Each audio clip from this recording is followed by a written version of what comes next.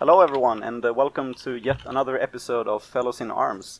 We're up on the 8th episode, which, as I keep saying, I keep getting surprised of how many of these I can churn out. But today's episode is going to be special because we're focusing on commentary and the casting in general. And I'm super hyped because I have three very special guests with me, join me today. And it's Coney. So, hello, Coney. Hi, everybody. NineWholeGrains, or Nine, I guess. Howdy. Is Nine fine, by the way? Yeah, Nine's fine. Okay, and Austy, or Austy La Vista. I like that one. How's it going, guys? So, today we're going to talk about quite a few topics. Usually we talk strictly about arms stuff and, very specific stuff about it, like balance and things like that. But today I wanted to kind of branch out a bit and get some other perspectives. Especially for me, who are kind of wanting to get into commentary, I thought it would be really nice to have some insights on this. So now, Coney and Austy, I know that you have been commenting arms a bit, and Nine, I know that Hanukkah forced you to commentate arms once. Yes, that is correct. That is very correct. But so for me, I know who you guys are, but some in chat might not know because they're from different communities. So I thought maybe you guys could, give us a short introduction of yourselves and what you do as for esports and stuff like that. So maybe Coney, you could go first. Sure. Hi, everybody. My name is Coney. I am a Smash commentator with Video Game Bootcamp. Primarily dealing with Smash 4. I don't commentate Melee, but I've commentated other Smash games in the past, and I guess I can talk about them here. But essentially, I just started doing commentary. I was a player back in 2009, 2010. I played Brawl, and I commentated Brawl, and it kind of led into commentating Project Dem, and then I commentated Smash 4, so it's just been kind of that ever since. So I've been commentating since about 2010. Oh, wow. Cool. Yeah. And then we could go on to Nine. Yeah, so I got my start with Smash Bros. As well. I commentated some Melee locals. Then Splatoon came out. I was a player for quite some time. And then at Don't Park on the Grass, actually, this most recent one that happened last December, I got a chance to do a little commentary. We don't have many LANs in Splatoon, so getting the opportunity to commentate at a LAN was a huge deal. I did okay enough. They let me commentate Grand Finals, and it was kind of touch and go from there. I've had a hand in pretty much every Splatoon major that's happened since then, commentating that. I actually woke up at 3 this morning to commentate a Japanese tournament. Oh, wow. But that's kind of how it's gone. It's been a really, really fast journey. Everything's kind of been hit the ground running, but been a lot of fun and a real good time. Cool, that's awesome, and I'm really excited to hear more about Splatoon and the community there, because, I'm kind of clueless about it, to be honest. But, yeah, and then Austy. Hey guys, my name's Austy. I started commentating back in, I would say, 2013 for Project M as well. Coney did that as well. I started competing back in 2008, 2009-ish for Brawl. Way back in the Midwest days. I started taking commentary seriously probably by the end of 2015, and then I just kind of go into where I am today. I'm primarily a Super Smash Bros. For Wii U commentator, but I also commentate ARMS, and I've been dabbling in Pokken Tournament DX. So I guess I just can't get away from Nintendo. And actually, just to add on to that, something I didn't mention, I've commentated ARMS before, Austy has as well. I'm actually commentating the 2GGP series, which is the ARMS circuit that 2GG is holding up until ARMS EVO Japan. And Austy should be joining me for one of those. Yeah, scheduling is not working out currently. It's hard because we travel so much for Smash and stuff, but I'm hoping he can join me for this next one, and actually I should hit you up after this call. But, yeah, just Austy will be on one, so you'll be. I promise, I'll make it together. That's pretty hype. No, it's it's fun for me to now that I've been trying to plan out this episode. Obviously you guys are so busy with your events, but it's kind of nice for me to see because I want to get into this more, and so just seeing that there's actually stuff to do for people who commentate. For anyone who's tuning in for the first time, my name is Defur, and I'm the host for this podcast, and I'm also the team captain of Fellows in Arms, which is just a team that focuses on arms. I also do some commentary on the side. Have been doing most of the kind of community online tournaments that has been going on, and some crew battles here and there. But before that, I've been doing very kind of little commentary. I was not from fighting games before, so I did like StarCraft and Team Fortress. So for me, this is also kind of like an opportunity to get more into and know more about the FGC and commentary like that. So one of the kind of first questions that I had to you guys was just like, how did you get into commentating? And I know that you kind of touched upon that a bit now before, Coney, but like I'm speaking more of like what made you interested in doing that, because as you and Austy said, you were players before. Yeah. Austy and I may have kind of similar stories. So I'm a stage actor. Austy, I think, is too. You're like screen, right? Or are you stage? No, I'm more stage based.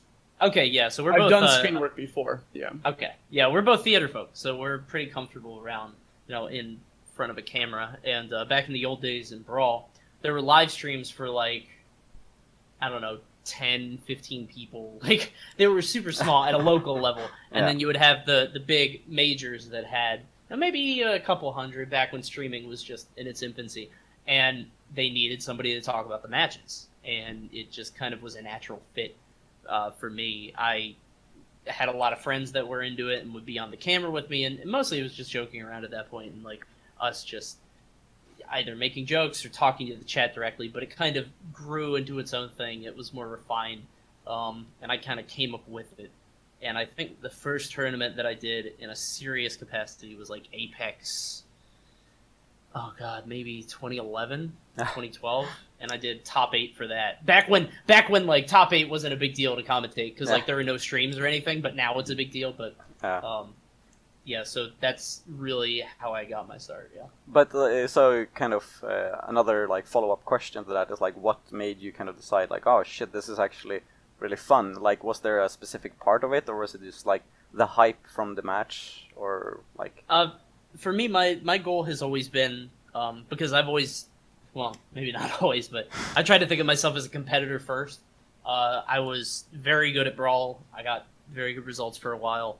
I was very good at Project M. I was never good at Smash 4, but I was good enough at the other games that I could kind of parlay my history of being, a top 50 player in those games to be able to communicate exactly what the players were thinking, to be able to communicate their mindset and their strategies going into a game. And I always wanted to bring that to the players who are watching that may not have that level of depth or understanding. Somebody just coming into a game doesn't understand the strategy. They don't know frame data. They don't know anything complicated, but they know when somebody's scared. They know that primal, like, if somebody has $5,000 on the line, if they land this move, and if they don't you know what I mean? It's like, I was always trying to bring out the psychology of it, and kind of the storytelling. That was always my goal, so. Wow, yeah, that sounds awesome, actually. So Austy was kind of, since you guys had a similar history, I thought you could answer this question after now. Like, did you have like a similar like motivation for starting out, and like did you have a similar story like Coney? I think you're muted.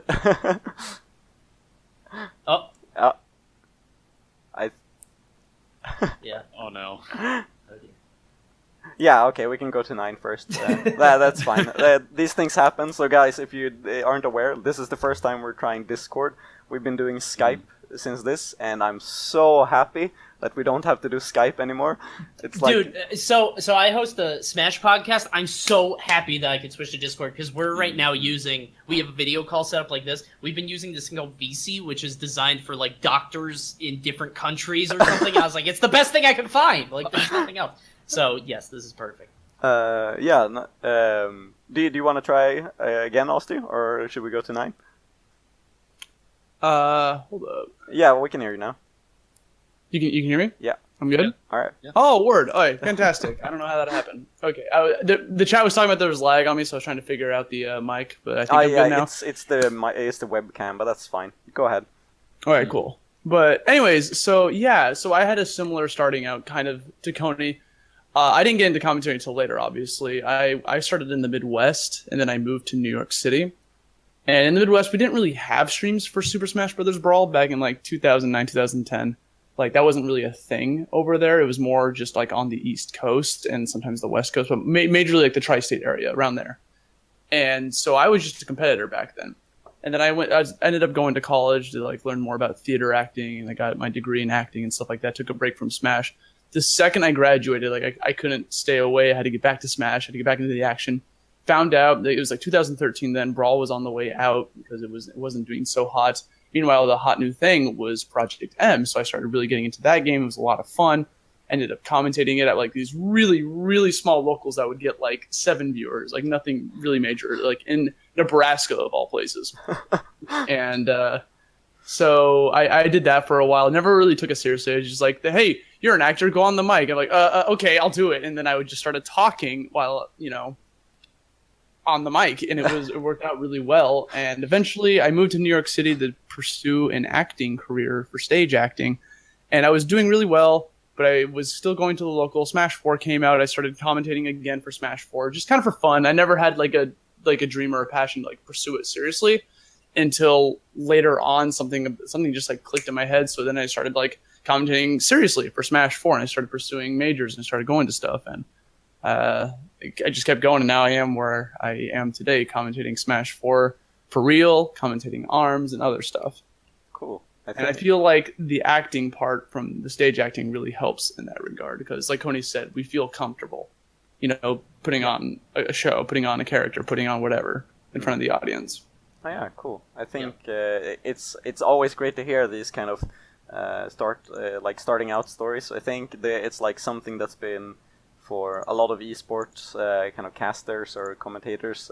So I always get just hyped by hearing them. So it's nice to hear.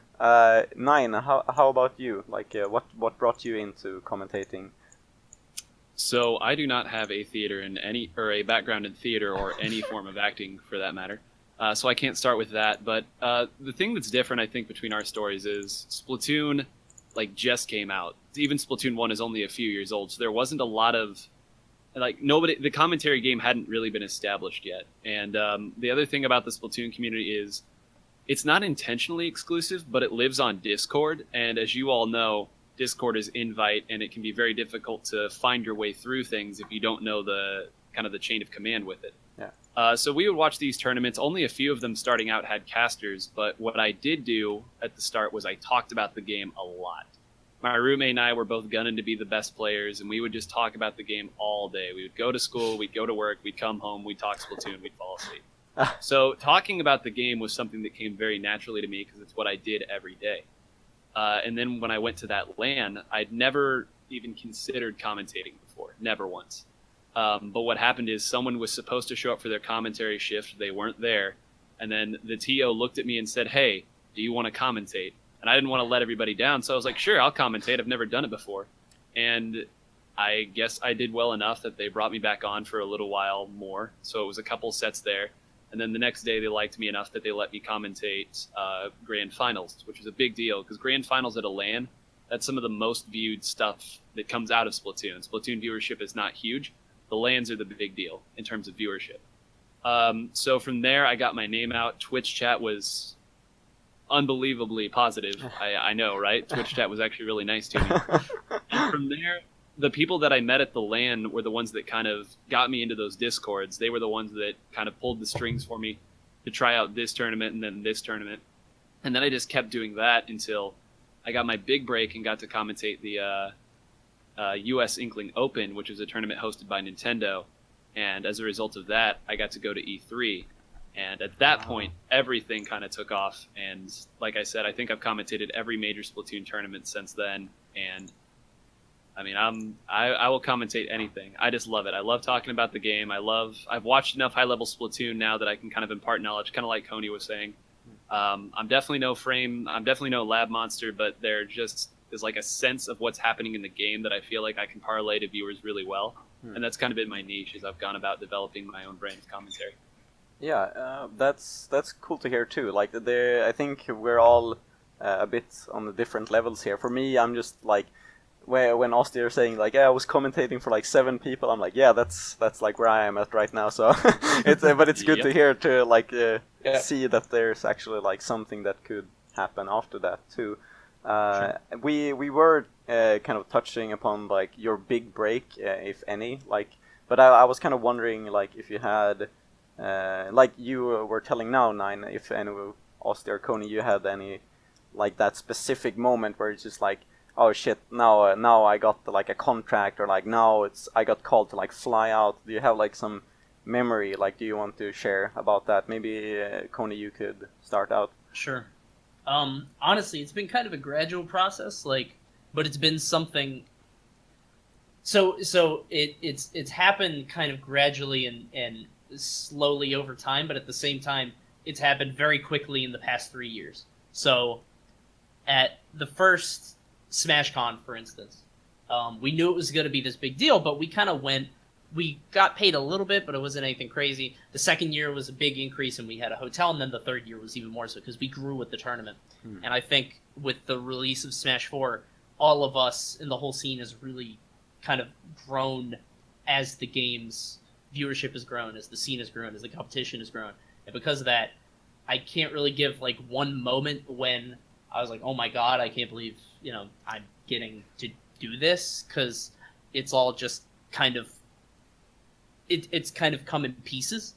I will say the one time that I was kind of taken aback and kind of shocked is I got asked to commentate ARMS at San Diego Comic-Con this year. And the reason I'm surprised by that is because it's run by Nintendo, and I am not a particularly censored person. I'm not a PG guy. Like, I'm not fully, like, I'm not sanitized, I guess is the way to say it, because, like, I don't do this full time. So I kind of do it on my own terms, and like if somebody that is more like kid friendly wants to do it, that's totally cool. But I'm gonna do my thing. So I got called out to do that, and it was great and it was awesome. But that was really, I guess that's kind of what to answer your question. That was the first thing I was kind of taken aback and like, whoa, this could be a bigger thing than even what it is in Smash right now. To go out to do this ARMS thing for Nintendo, that was crazy. Cool. But in terms of like Smash stuff, I think it's all just kind of come. Kind of piecemeal, and I can't really give like a hard time, but that's actually really interesting, and I kind of want to ask you too, because I think me being kind of new to the FGC, I've been like more shooter RTS guy, Sure. Getting introduced to these names. I think it was actually that event that I saw you for the first time. Oh yeah. And then I started to like check everything out, and I saw the Thai flip thing on your head video. Oh, God, yeah. I think we've all seen that. Yeah, but Yeah. so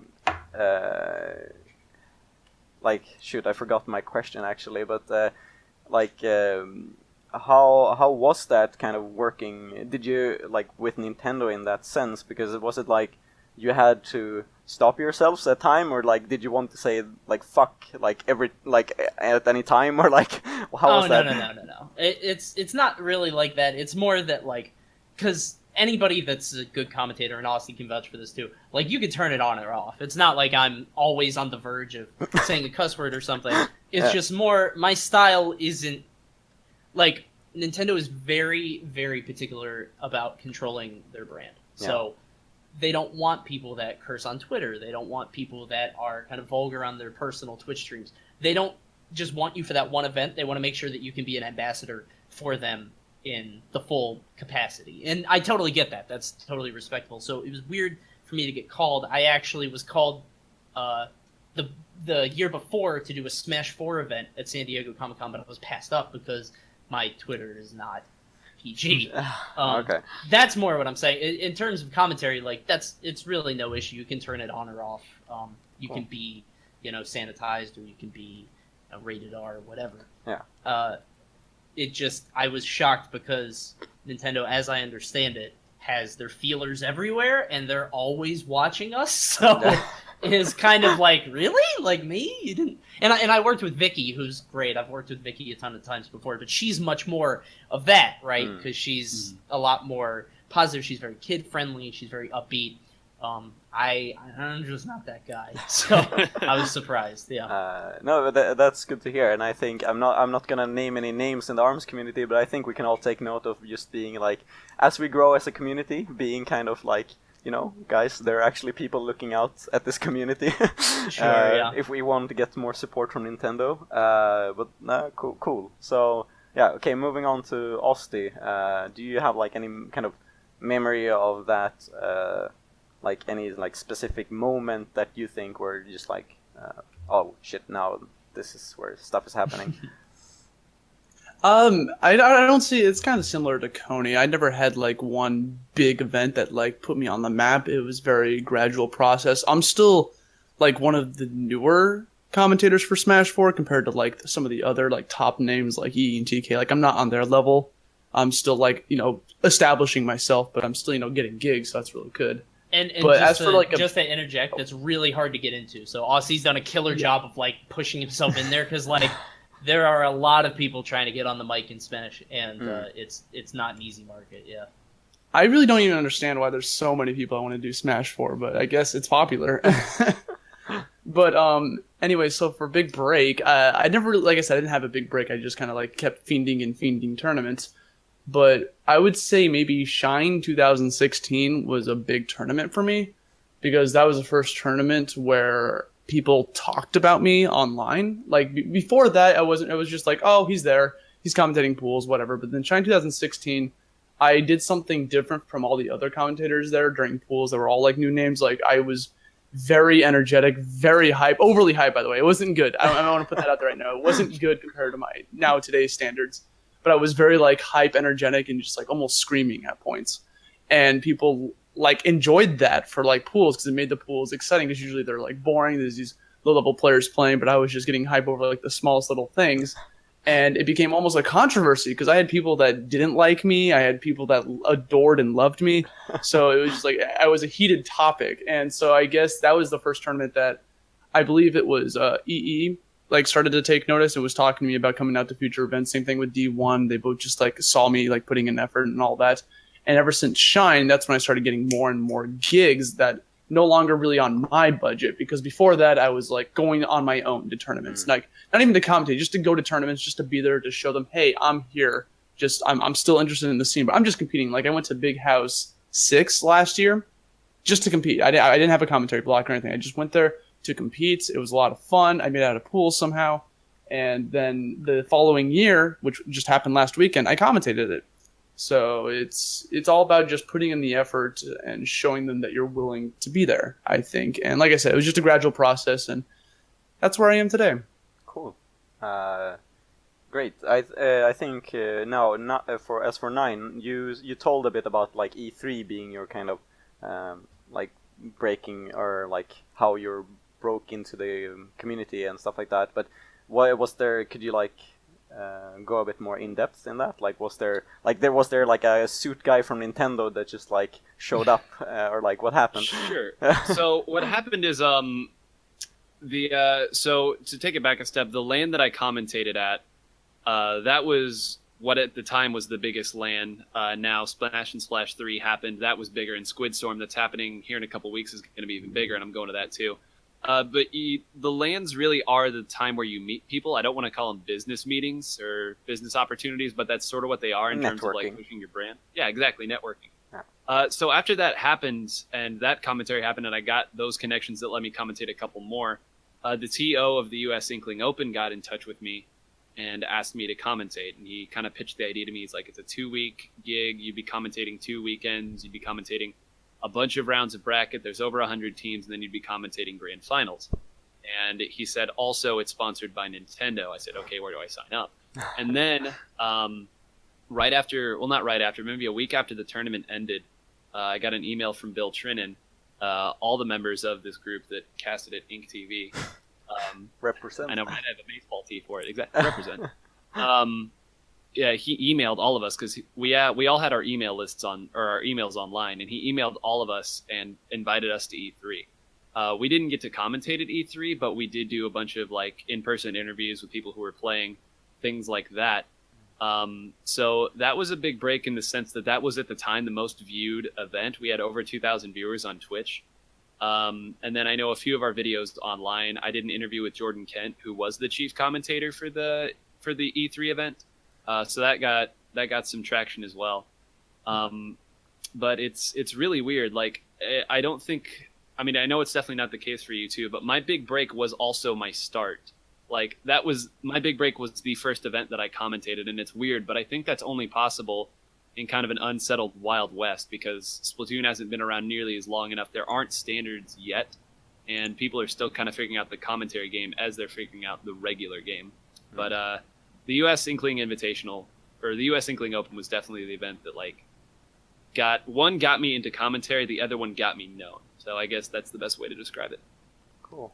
That's a good thing to note, because like I was saying that Austy's done a killer job of like putting himself at the forefront. With Smash, it was like those people that were commentating for 10, 20, however many viewers, those people were kind of grandfathered in, and now they're kind of untouchable. Yeah. Like, as great as TK, EE, and D1 are, like, they'll sometimes have bad sets, but, like, you can't criticize them, because they've been around so long and they've done so much for the community. Like, they're untouchable. They can do no wrong. I've had blocks with EE, and we've both come away like, oh, that wasn't a great set. I wasn't doing well here. And people say they love it, whether they loved it or not. Like, that's great. That's subjective. But like, to get in at a game's ground floor, that's super important. So, especially a game that was kind of released after the whole streaming boom. Yeah. Like Splatoon. Yeah. I think for me, like, I was very much into kind of StarCraft, which has been like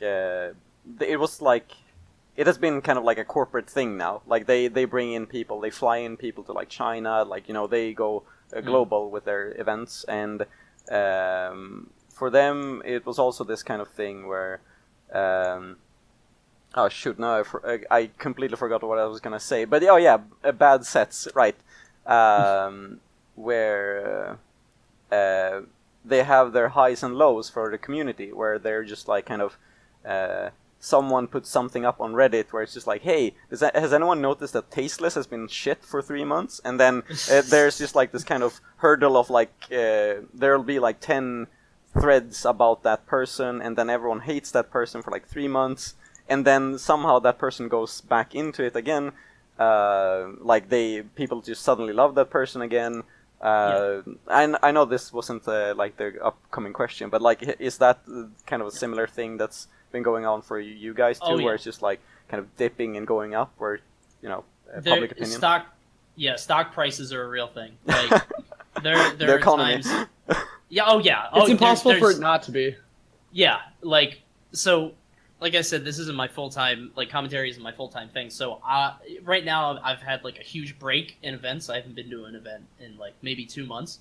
I've basically fallen off the mat. Like, nobody remembers me. I'm gone. Like, that'll... Well, no, I mean, like, it's kind of true, and it's totally fine. I'm going to be at an event next weekend.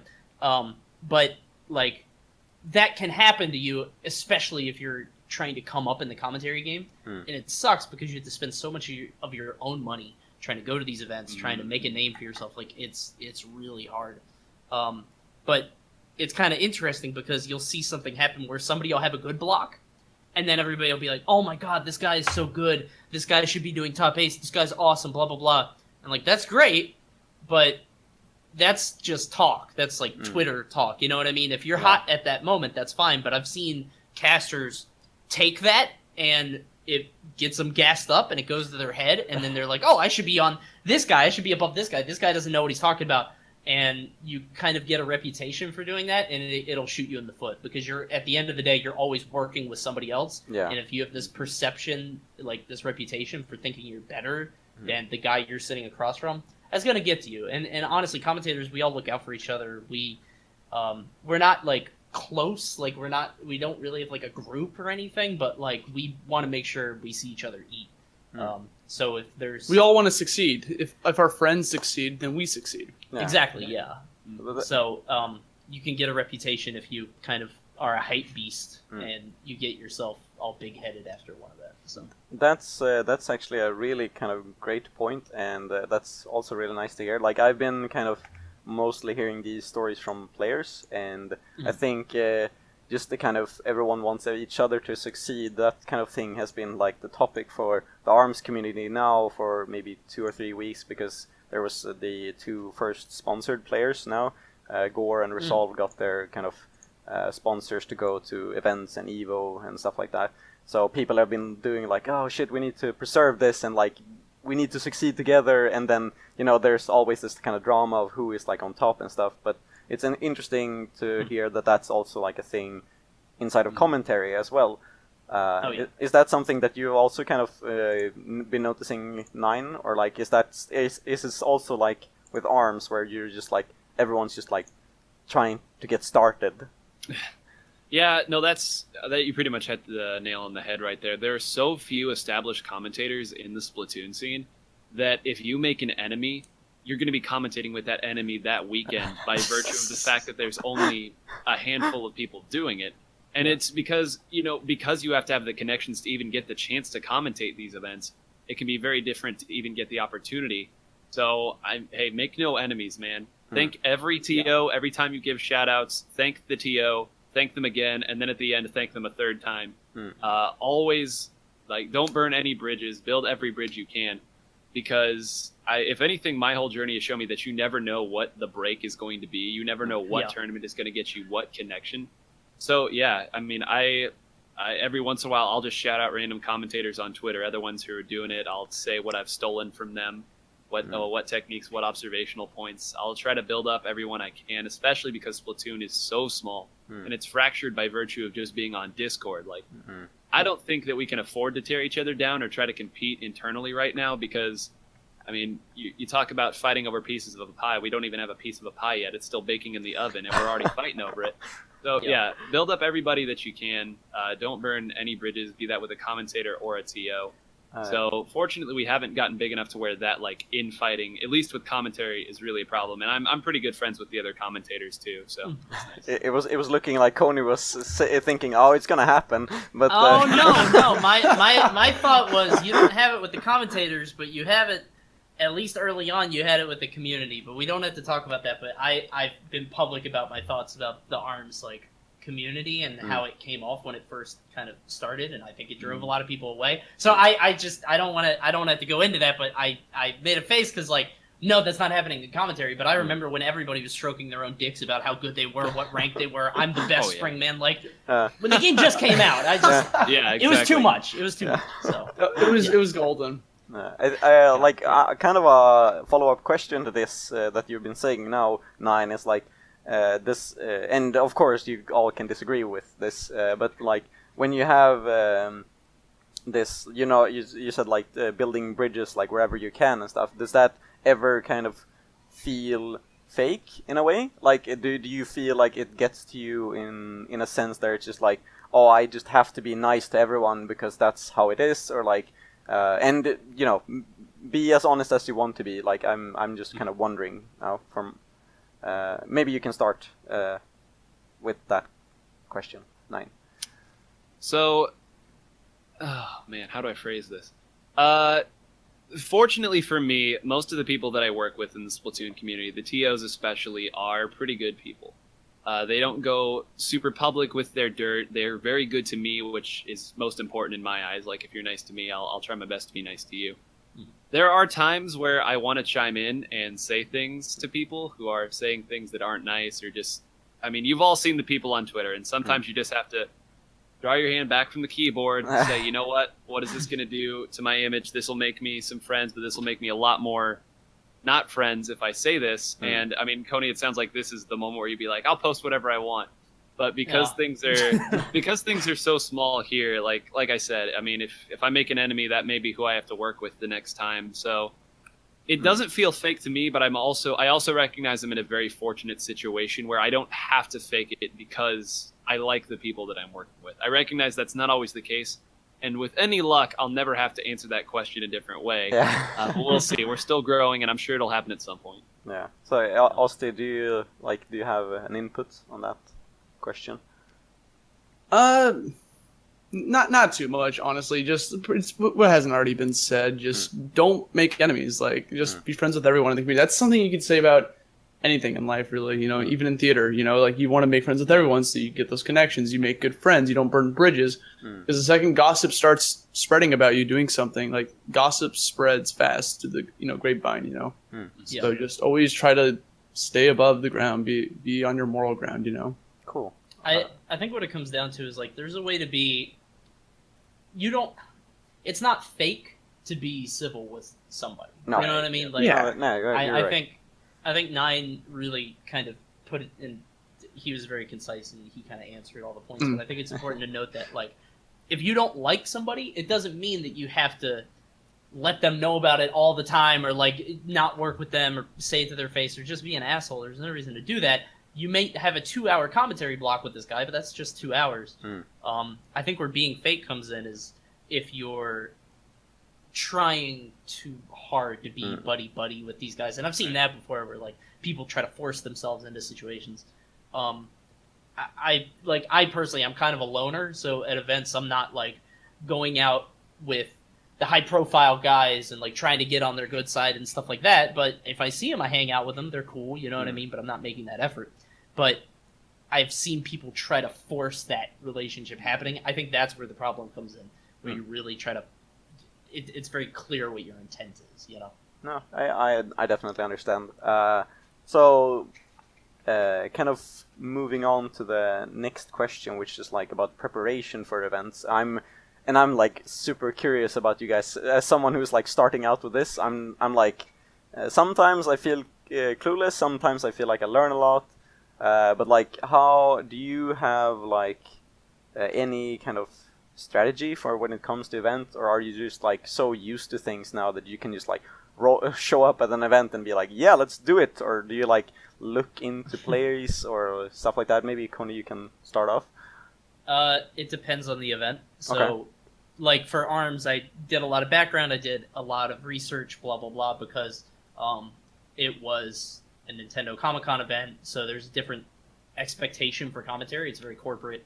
It's not just kind of like Grassroots. Like even the biggest Smash events are still rooted in Grassroots. They're still hosted by the community, you know? Yeah. So there's still that air and that element of just kind of this underground feel. But in terms of preparing, frankly, I don't know. I know other people have other methods. I know I don't want to speak for Austy, but I'm pretty sure he's pretty methodical. Vicky is insane. Like she has entire notebooks and like all this stuff. I don't prepare at all. I've been doing it for so long.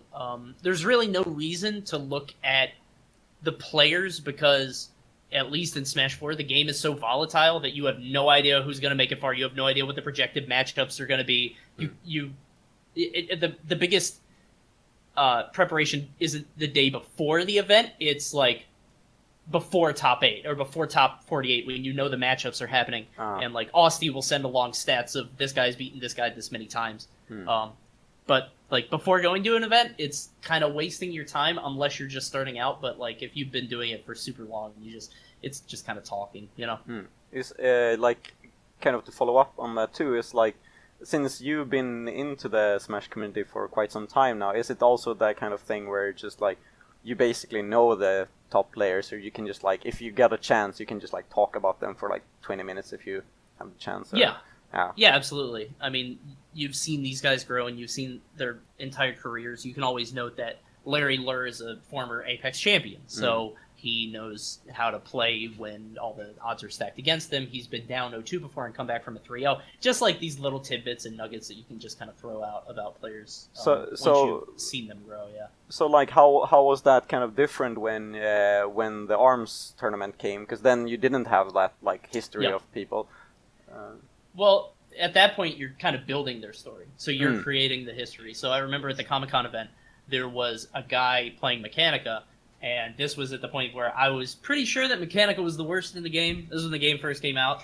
I still hold that thought that she was the worst. I don't know if she's the worst. But I thought that she was just awful. But this guy came in, and he was playing Mechanica. I don't remember his name, but he knew his stuff. You know how you can watch a player and like you can tell that they know what they're doing. He was dashing through. He was parrying punches. He was using the super armor to trade hits. he was doing stuff that wasn't indicative of, oh, he just showed up at this Arms event and just played the game for fun. Like, this guy knew his stuff. So kind of building him up as this kind of dark horse sleeper playing a less viable character, whatever you want to call it. But I didn't say that Mechanica was bad because you don't want to do that. But you say, hey, this guy's using a very unconventional character and he's getting super far. Let's talk about him. And you kind of build that reputation. I mean, you build up Soul as, you know, the best player at that point because he had won all these events and stuff. Zerk kind of, I don't want to call him a fluke, but he was the fallen king, right? Like he was the he was the guy that was kind of the superstar that, you know, he just didn't really perform after that. But you kind of like you're shaping these stories of the players, so that's super fun to do. I think that the Mechanica player actually was Neru, so shout out to Neru. Yes, it was. He is actually in the Discord community, so I was like super hyped when I saw that he had actually been like, "Oh, I'm going!" Everyone's like, "Ah!" Like, because it's the first time. But yeah, and for anyone who doesn't know, Cirque was the guy who won the E3 tournament, which was when he faced Yabuki, and everyone just freaked out. For Austy, like, do you have like preparation now? Coney said you were meticulous. I'm losing my words, but do you prepare a lot for the events, or? Yeah, I used to prepare a lot of stuff way back in the day, but lately, as Coney said, once you get used to it, you just kind of like go on, you put on the show, and it's bang. But when I first was getting started out, I wanted to make sure I knew this, because you're a new commentator. You got to bring something new to the table, you know? Yeah. So what I would do is I would take notes over, like, okay, who are the top seeds in this pool? Because I would normally be commentating pools my first time commentating. And then I would know, like, oh, they're PR number 17 on the Georgia PR or something, like, really, like, obscure piece of knowledge, just so, like, I show that I care about what I'm trying to do. Please, like, accept me, I guess, into the community. So, like, I used to work my butt off trying to, like, take all these notes. I took notes for a Xanadu local back in September, like, just for a local. I took notes on the MDVA players, and TK and EE both made fun of me. It was pretty great. And but now it's definitely calmed down a bit. I take notes usually for like bracket matches, if it's like top 32, top 16, top 8 or something like that. That's when I take notes. But pools, I don't usually take notes anymore. I just kind of go with the flow. Pools are more of a way for you to just have fun, you know, comment on the match, talk more an analysis over trying to build stories, unless you see like a player coming out of left field and there's an upset, then you can. As for ARMS itself, I commentated the top 8 of 2GGP with D1 when Soul won it. I took notes for that tournament because it was a brand new game. Like, I've never commentated ARMS before. Even though I knew some stuff about it, I still wanted to take notes for it so I know exactly what I'm doing. Like, okay, so like the toaster is fire attribute, does this much damage, it knocks down, stuff like that.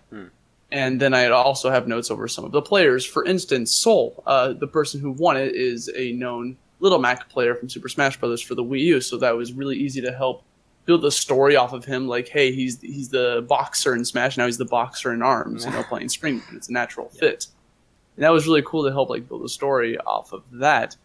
As for like immediate warm-ups, right before I go on the mic, like 15 minutes before, I like to go like backstage, and this is like the actor inside of me. I like to like do like vocal warm-ups where I like, you know, tongue twisters, stuff like that, to do like really, I guess the term would be actor things, and it's really embarrassing to do in front of other people. So I always like to try to like find like a yellow leather belt, yellow leather belt, yellow. Yeah, exactly. Yeah, T2 Tatu, stuff like that, and that's what usually I do before I go on the mic. But that's like an immediate thing, like right before I jump on. Cool. But sometimes I don't get a chance to do that. That's fine. I just try to talk with my partner that I'm about to like commentate with, and then as long as we're like feeling like a good groove, then we just go onto the mic, and it's fantastic. Cool. And I really think that that your preparation for that event was appreciated in the ARMS community, because there was a lot of in these kind of events that has been happening where it's a lot of Smash players who get like, hey, you play Smash and go up and commentate, and they're not kind of experienced commentator, So what happens is that they talk about Smash during the entire ARMS tournament, and like the little ARMS community in the chat will be like, "What the stop! Like, I don't care about these characters," and then the Smash players are just like, this is fun," and I don't know, but Dude, I had a tweet back when ARMS Saga first happened. The first two commentators, ARMS Saga, right after ARMS comes out at 2GG. It's this big thing, the big premiere event. The two commentators are talking about every other game except ARMS. They're like, "Oh, this reminds me of Pokken. This is like Mortal Kombat. This is like..." I'm like, dude! And I talked to the guy later, and he like apologized. I was like, "You don't have to apologize." He's like, "Yeah, they just got us to commentate. I don't really know anything about ARMS." I'm like, "Then why'd you do it?" They literally were asked to commentate like 2 hours before their block, like because they didn't have anyone to commentate ARMS. Yeah. It was interesting for me. I was just kind of sitting there in the back, like I was kind of sitting, like staring at my screen like this when I was. It was interesting. So I think we all kind of appreciate that putting in the work for that sort of thing. Now for you, Nine, I know that like it's kind of a different thing going from like 1 versus 1 thing where it's just like the story of the hero or like the villain, but in terms of teams, there's always this kind of like, you can have a team, and then there's like one asshole in the team that's like interesting, or then you can have like, I don't know, like in the other games where it's just like, in Overwatch for example, there's like Korean robots, and then it's just like making fun of that they're like emotionless, but is there kind of, how is the preparation style for like Splatoon, because there's a lot more people to consider in like the games and stuff. Exactly. So Splatoon has been weird. So I hopped on at what was more or less the tail end of Splatoon 1. That was when I first got my start. So the metagame had been, I don't want to say solved, because you hate to say a metagame's been solved in less than 2 years. But the game had pretty well slowed down into the same sort of thing. Everyone was using the same sort of strategy. We're seeing a lot of the same comps. But every once in a while, you'd get a, how did you phrase it, Coney? Unconventional character, a low-tier main, as some would say. And that was always my focus when I would look. Maybe someone was using a roller in a metagame that was dominated by short-range shooters that could take turret very quickly. I would highlight that as much as I could. If they were a captain, that was even more. All the successes of any team that had a low-tier main, I'm going to just keep saying that. Any team that had that was something that I focused on, alongside learning the maps, learning all the weapons, things like that. Because at that point in Splatoon 1's lifespan, if you didn't know that, you would get laughed off the mic. Things got different once Splatoon 2 came out, because we were all trying to figure out the game, and you're telling people to commentate a game that has been out for 2 weeks. Like, what can we do? So we all spoke in very general terms, and there was a lot of, oh, this reminds me of this from Splatoon 1, or this map plays like this map in Splatoon 1. And we've just now finally gotten to the point where we're actually starting to figure out Splatoon 2. So my preparation for Splatoon 2 now, that we've kind of stabilized a little bit, is to focus on those teams. But again, very fortunately for me, there are 4 or 5 teams that have run out ahead of everybody. On the Western scene, there's a big division in the scenes that maybe we'll talk about later, but there are 4 or 5 Western teams that are always top 5. They're always right near the very top.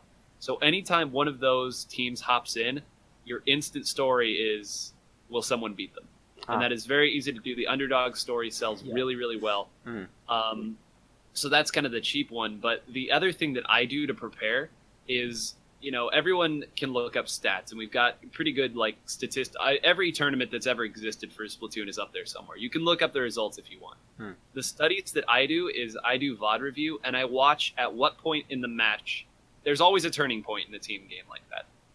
In Smash Bros, sometimes you could point it to a single combo. I mean, any fighting game, really. It's very easy to identify. It's not as easy to identify that in a shooting game where it's a 4v4 and things change very quickly. So I watch that, and I'll watch it over and over and try to figure out what it was. Was it 2 specials used in conjunction? Did one person take out 3 before they finally went down? What was it? Was it a major slip-up? Things like that. I look for those moments, and then I look to see if they happen again. I look to see if that was a fluke, or if that was planned. And from there, I can kind of build that story that Coney was talking about, because Splatoon 2 is very young. It doesn't have stories yet, so I think it's part of my responsibility is to build up the story for the show. And that's, you know, what's above all else as a commentator, the show. So that is my job. So I look for these things, and I try to highlight these things that might go just one layer deeper than the surface. Like, we can talk about yeah, this player got outranged. Everyone can see that they got outranged. But do you know why they were in that position to begin with? Do you know why they wanted to hold on to that part of the map when the objective was all the way over here? Those are the things that I look for. That's what I look for in my VOD review. I try to keep a notepad and a pen on me, but more and more nowadays it's scarcely used because the things that you need to see are right in front of you. And if you aren't watching those and critically adapting to that in the moment, that pen and paper is not going to do you any good.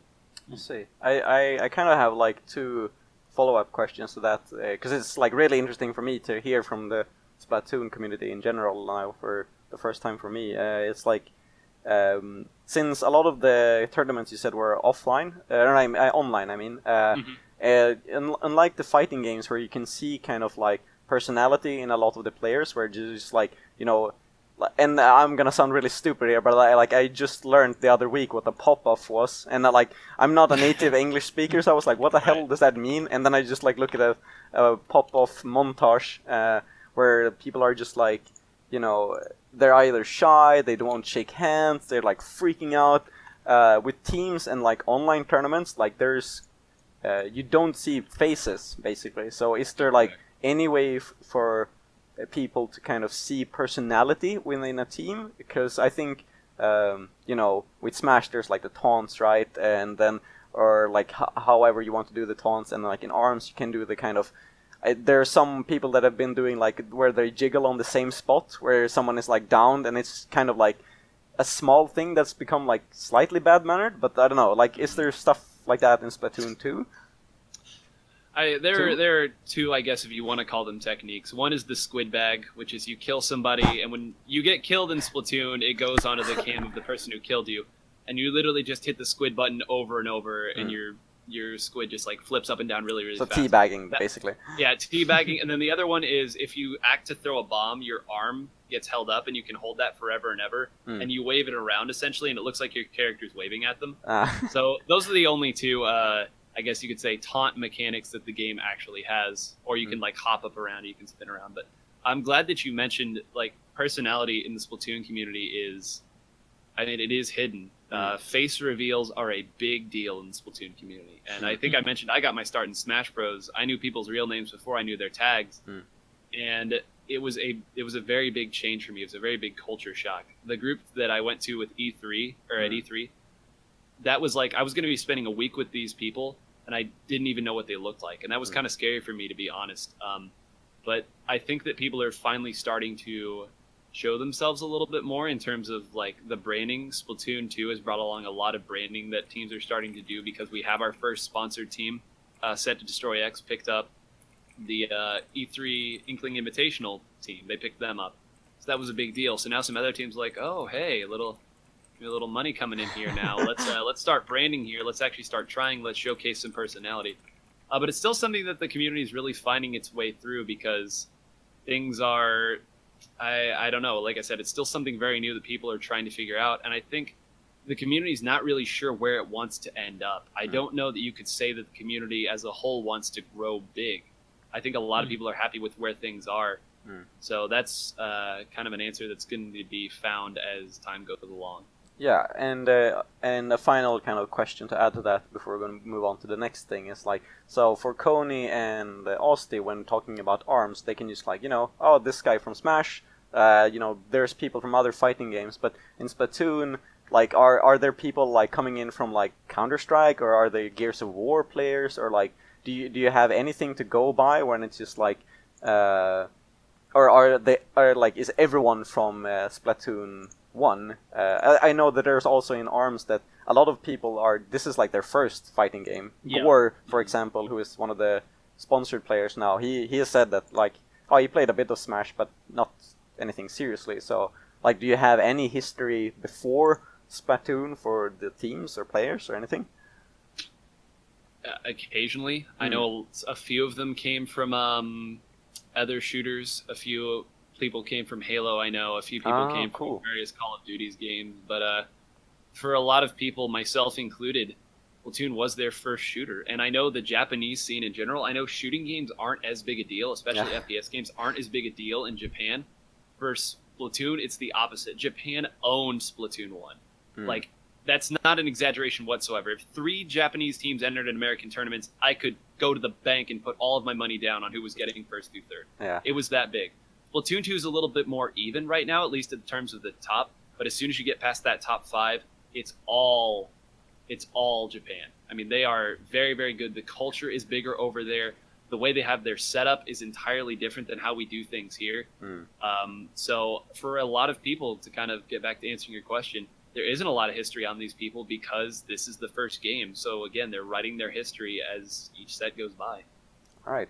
Yeah, and I definitely like being someone who lived a bit in Japan. Like I remember I had my colleague who was like 45, and he was into jazz, like very kind of building computers and Splatoon, and he was like very nerdy. So it's just like, what? Like, do you play any other game? He's like, no, I just love Splatoon. And then he actually had like this kind of pillow like at the office, so he would just like sit like this when he was like programming, and I was like, what? Okay.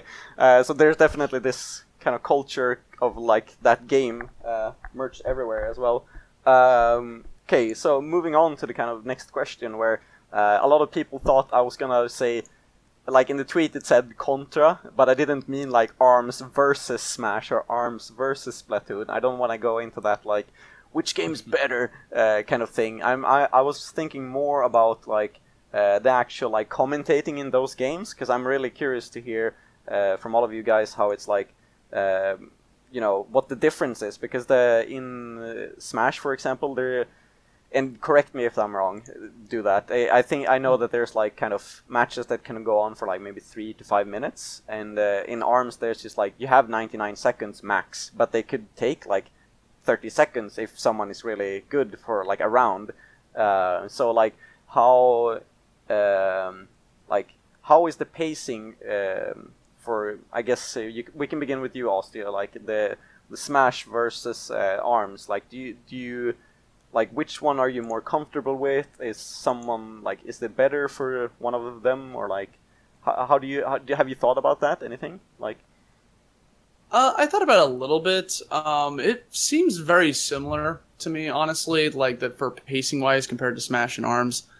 ARMS can sometimes end in like a second though, because like you said, if someone just owns someone, you know, they just deplete all their health and then they're done for. But in Super Smash Brothers, the same thing could happen. You know, you can get 2 easy spikes, and both games can go to time. And I don't know. I feel like the pacings of both games are very similar. When I transitioned from Smash to ARMS, it wasn't difficult at all. It was a very smooth transition. I could easily just use like the same type of pacing. And I think it's the same type of pacing that you see in a lot of other FGC games, or games that are 1v1. You know, like Nine commentates Splatoon, and those are team-based games. I feel like that's a completely another field out there that like that would be like completely different. So I'm really interested to hear what Nine has to say about that. But between Smash and ARMS, it just seems very similar. So, but like in those kind of time frames that you have, when there's this, because I know in coming from Team Fortress 2, where it's just like very set in time, like you have a half an hour on a level, does it feel like you have enough time to say what you want to say? And I'm kind of a bit more curious about in ARMS, because it's like in those games there, it's just like, I've felt a lot of times where I'm just like, I'm doing a sentence and then just mid-sentence the round just ends, and I'm just like, god damn it, I couldn't even hype that, like, the fuck. I feel like part of the commentator's skill is how to like transition a sentence into something hype. So say you're like on a thought, right? In ARMS, like they're just playing neutral, they're playing footsies, like not much is happening, so you're like describing something, and all of a sudden something like really hype goes off, like they land an unexpected rush or they land a grab and they start like tunneling them down, and then the game ends in like a second. It's all about how you transition into that hype moment, because like if you just stop talking, all of a sudden just like say the hype thing, or if your co-commentator like butts in, or you butt into your co-commentator's thoughts, like it comes off as messy. So it's all about wanting to.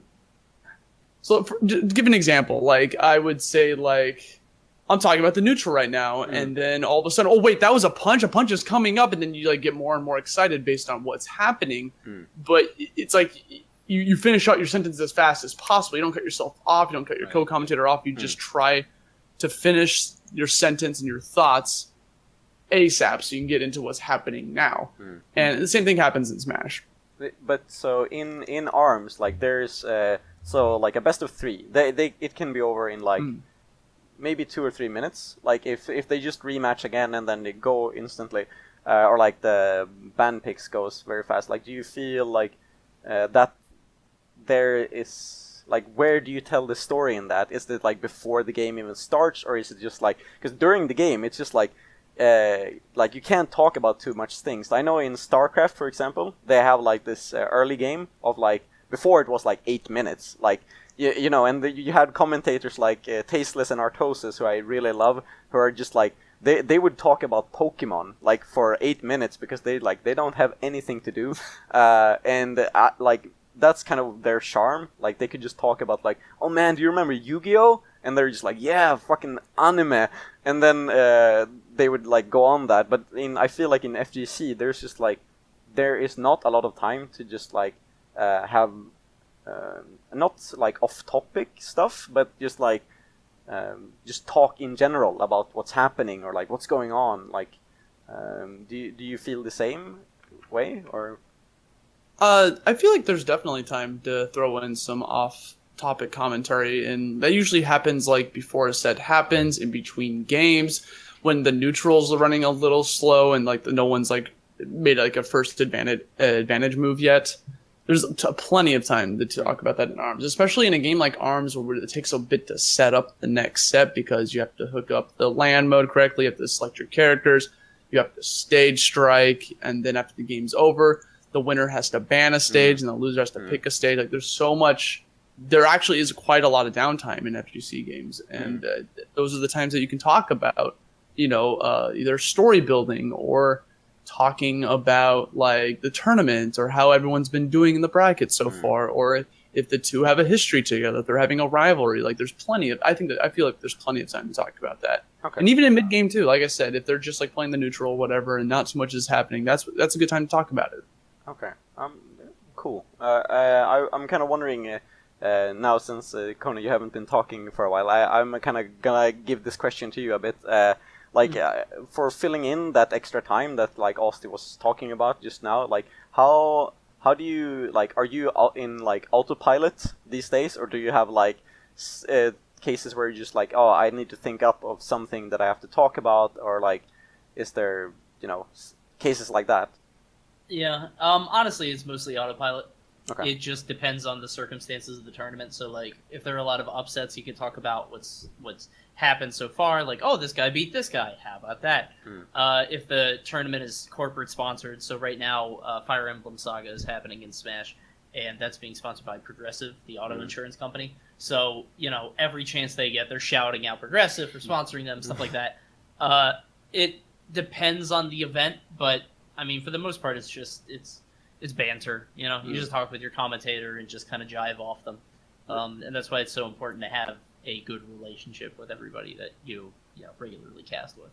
Has there ever been... chime in on that? Yeah, go ahead. Okay. No, it's fine. I was gonna say, I think it's really important to have fun. Like in between those segments. Like if you're having fun with your co-commentator, then the chat's gonna have fun. The viewers are gonna have fun. Everyone will have fun. Nah.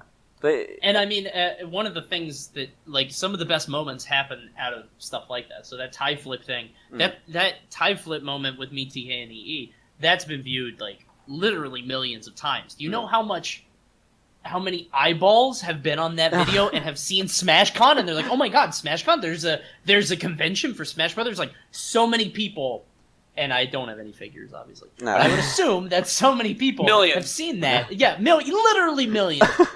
I'm positive that's been seen a million times. I do know that because it's been on the front page of Reddit multiple times, and like there are counters for that kind of thing. But like that's where that stuff can happen, and if you have that kind of relationship with your co-caster, you can bring attention to a tournament without anything happening on the screen, without a huge win or any crazy play. You can still promote the tournament if that magic happens. You can't force it, obviously, but if it happens, and some people take a clip of, oh my god, this guy said this was so funny, this thing happened, like that can get so many eyes on that tournament, and you can create that relationship with the TO, with the person hosting it, so they want you back, so you can recreate that. That's definitely a good point, and as I said earlier, like when I searched for things, like that was the first thing that came up, so I was like, oh wow, and then got me moving on for stuff. But like, has there ever been like a moment where you, like, now we were talking about the kind of good moments, but like, has there ever been a moment where it's just like, it feels like there is nothing to talk about, like there is like. There is a technical issue where it's just like 3 or 4 hours where nothing is happening. What goes through your mind, or are you just like honest, or just like, yeah, this sucks, or like what? No, you're honest. I mean, there's always something to talk about. That like it's your job to talk as a caster. So if you can't do it, you shouldn't really be there. Yeah. That's basically how it comes down to. If there are prolonged waits, so we're talking like hours upon hours, you want to talk to the streamer and you want to be like, hey, we got to cut this, because you shouldn't be in that position to begin with. You're going to give out your voice, you're going to wear yourself down. It's a draining thing, and it's way easier to do this for hours if there's something to talk about. If there's nothing to talk about, you're going to run yourself into the ground. So I that's usually not the case, but if that starts happening, if you see like an hour of downtime that's about to come, usually you'll just like throw something to the streamer and be like, hey, we gotta, or ask for updates. But yeah, honesty is the best policy for that kind of thing, and just let viewers know like what's going on and when it should be resolved. Well, that's good to know. I like personally, I'm like learning from all of this stuff that you guys are saying, so I'm happy to hear these things. But for you, Nine, like with these, for the FGC, I know that there's like sudden combos that can just like finish a game, but in like team battles such as Splatoon, there's always like the timer, which is just like kind of like, especially in Splatoon, I believe it's not something that you can like. Oh yeah, I guess with the tower things you can just like end the game, but how does that work for you? Like, is there like moments where you don't feel like you have enough time to talk, or just like there's too many things happening at the same time, so you can just like. What do you focus on? Like how? Right. Yeah. If you could. So there are a couple. That's kind of a multifaceted answer. So the first thing is in Splatoon, like you said, there are sometimes on a tower control map or a Splat Zones map or Rainmaker, particularly Rainmaker, things can end very quickly. But the good thing is you kind of know when that's going to happen. You commentate enough matches that you know the risk factors. It's kind of like in a fighting game. You know if one character has a chain grab on the other, you know to look for the grab. You know the warning signs. And you know if a grab happens, that's not the time to start a story. So it's the same way in Splatoon. You know that maybe this map has the potential, and has it many times at high level, one team gets wiped and the Rainmaker runs from 100 to 0. You know that going in, you inform the crowd, and you kind of keep yourself on guard. And you're watching for those warning signs. And the warning signs are things that you kind of develop over time. You kind of look and you see and you know, okay, you can identify when a flank is happening. Now's the time to cut your story short and draw the attention on what might happen, because that flank could change everything, and it's your job as the commentator to identify that, call that out, and make that the focus of what's going on. That said, there is a lot of time in Splatoon when there's always something to talk about, but it doesn't always have to be what is instantly happening on your screen right in front of you. You don't have to talk about the person who's now shooting the left side of the map. You can talk about why the push that just failed. You can speak in a more general sense, and you can use that to build the story up. But it really is a matter of learning what to look for, learning what parts of the map, learning what players, what their tendencies are, and things like that. And that's just something that comes with time, that comes with watching. And like I said, I've been very fortunate to commentate a lot of Splatoon tournaments, so I kind of get to see that as it's happening and incorporate that into what's going on. To the point about in-between games, the biggest issue with Splatoon casting and commentary right now is there is way too much time in between. Something always goes wrong every single time, and there will always be a segment when there's a 5 to 10 minute, or sometimes even 10 to 15 minutes, where there's nothing on the screen except for the lobby. And there's a joke in the Splatoon community, it's called Lobby Simulator. That's actually the game the Splatoon community is best at. Because we spend way too much time there. Maybe it's the map screen. I believe it was Austy who pointed out you have to get multiple players together, 2 players together, pick stages, pick band, do this, pick weapons. You have to do that with 8 people, first of all, for the 2 teams, and then you have sometimes 2 people in spectator mode, and that's before the TO gives one side the okay. That's if there's no language barrier that they have to get through, and that's if everything goes right on the technical end and there's no DCs. And the different time zones can come into effect too. Sometimes players will actually fall asleep mid-tournament and they can't communicate that to somebody else because they're asleep. Oh my god. And that can create an issue too. And like Coney said, you talk, you try to run through what you can, but after a while it just becomes too much and you just beg and you just pray like, can we please go to a break? Can we do something? But yeah, honesty. It's honesty. After a while, the viewers are going to know. The viewers are going to get fed up with it before you do because you're on the high of the match that just happened. But the viewers are going to know. They're going to be like, all right, it's been 15 minutes since the last game. We get that it's fun that you're talking about this story. You've shown the same commercial 3 times. When's the game? Yeah. And when that happens, you just have to be honest with them. You try not to throw too many people under the bus if you can. You try to exhaust every option that you have. But at some point, I mean, I've been known to just be like, folks, I want to see this as bad as you do. So let's hope that things can get worked out on the other end, and then I'll try to like taper it off into something else. But at some point, you've talked about the map, you've talked about the mode, you've talked about the 3 games they already played, and you just run out of it. But that's once that gets streamlined, and some tournaments go better than others in that regard. That's really going to be like the next level because there's plenty of time if things go well for you to talk about a game. Like there's plenty of time to pick your weapons and whatnot. That's enough to talk about why the game went the way it did. You know, you can get a lot of thoughts out very quickly, and it's like a 99-second timer in the like pregame lobby. How long are the matches?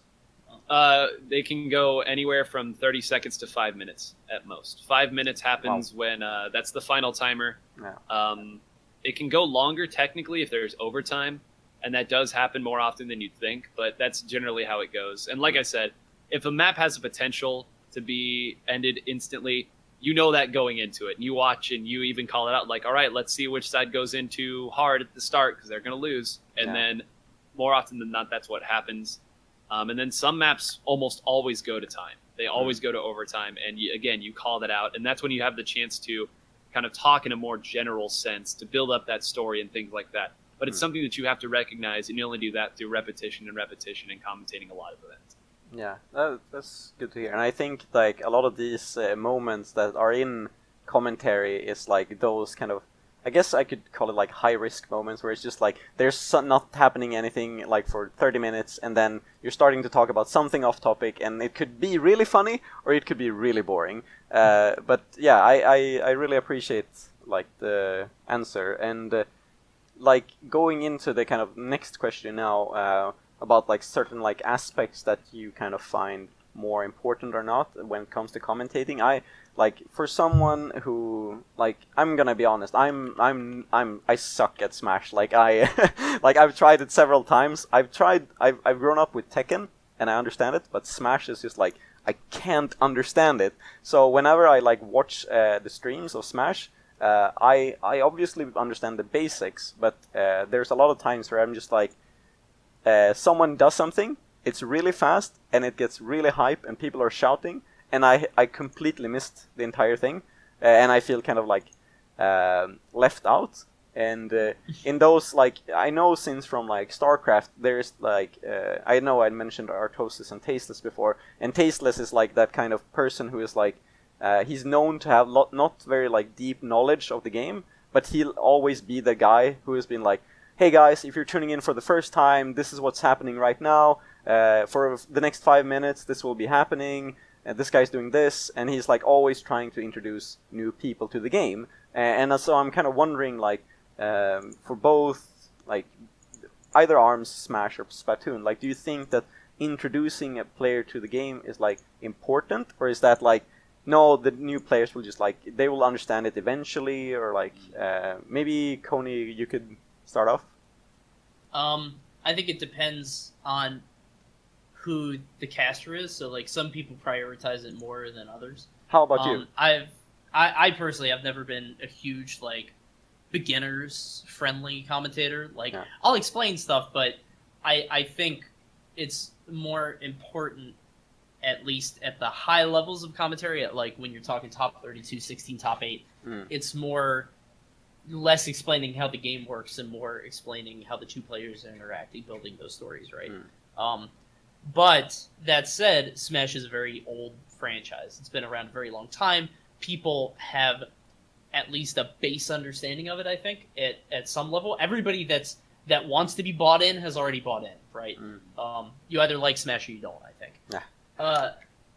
If you're checking out like a new Smash game for the first time, that might be more time to do something like that, to explain how it works. I think in ARMS it's totally different because this is the first type of game like this that's ever existed. It's a brand new idea. I think it's absolutely important to get people in on the ground floor in that, especially in a game that historically a lot of people aren't really loving to watch. From what I've seen, it's not like an immediate kind of a captivator for viewers. Yeah. It's not like Marvel, where somebody sees Marvel and they're like, "Oh my god, what the hell is this?" With ARMS, it's a lot more difficult to tell exactly. Maybe not more difficult to tell what's going on because Marvel is just like colors and it's just it's insane. But with ARMS, it just looks like punch, grab. You know what I mean? They don't understand why it's as intricate as it is. No, I think you're definitely right. Like this morning I was on another stream, and I was explaining ARMS to the other people on the stream, and I was just like, you saw that? That was like a parry, and they're like, what? Oh, wow! Now I see that. People don't know. Yeah, and that's actually no, you're right. Do you agree with that, Austy? Like the Smash? Yeah, pretty much 100% for ARMS. Like Coney said, it's a new IP. It's a new IP, it's a new type of game that we really haven't seen before, like an arena 1v1 fighter where you kind of like center your camera on your opponent. And it's really important that we try to build the scene as much as possible, and commentators can help with that immensely.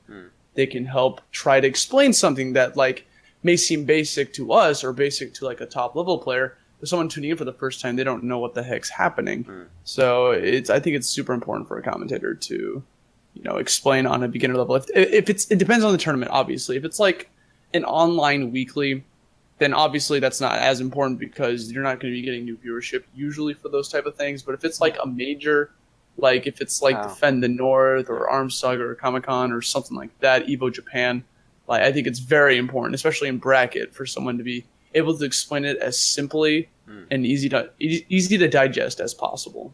Yeah. Does that go for the same? Is that the same thing with Splatoon 9? Like, do you find that balance there too, or? Yeah, I'd say balance is important. Splatoon is in this weird spot where the casual and competitive divide could not be any bigger. If you go to our Splatoon right now, you might see one post in the last 500 that has to do with anything related to the competitive community. Yeah. And that's not me trying to throw shade at anyone. That's just the reality of the situation. Yeah. So I have the luxury of not necessarily having to cater to beginners because anybody watching the stream or who knows about the stream probably is already very familiar with either the teams or the game or something along those lines. With that said, it does depend on the tournament. In the U.S. Inkling Open, we spoke a lot about very, very, very, very general topics. But what I have found my role, something that I've been able to do that might be a little bit unique in terms of what I'm doing, is I try to explain to the viewers why the person did what they might have tried to do or why the team is focusing on what they're trying to focus on. And sometimes that can get you into trouble because, of course, you're trying to put yourself in someone else's shoes. Yeah. But if you come at it with an approach of, this is why this is generally focused on or things like that, you can kind of reach both crowds. If someone is new, you can point them into maybe a little bit higher level of thinking, why this weapon was picked for here. And then sometimes that also reaches the higher level. They think, oh, okay, that might be why that happens. Because, ultimately someone wins and somebody loses. Somebody thought right in a situation where the other team didn't.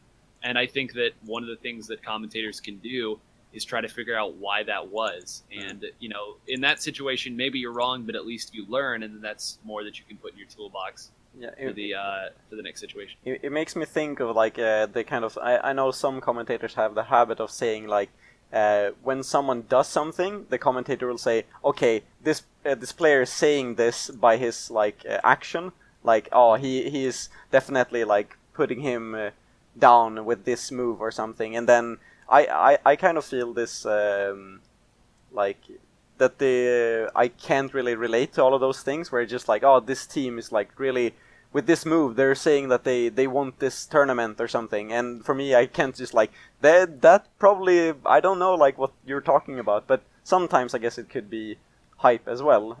It seems like all of these comes down to like balance, like of these things, where it's just like I mean, I guess that's like all of commentary. It's like an end of story, I guess.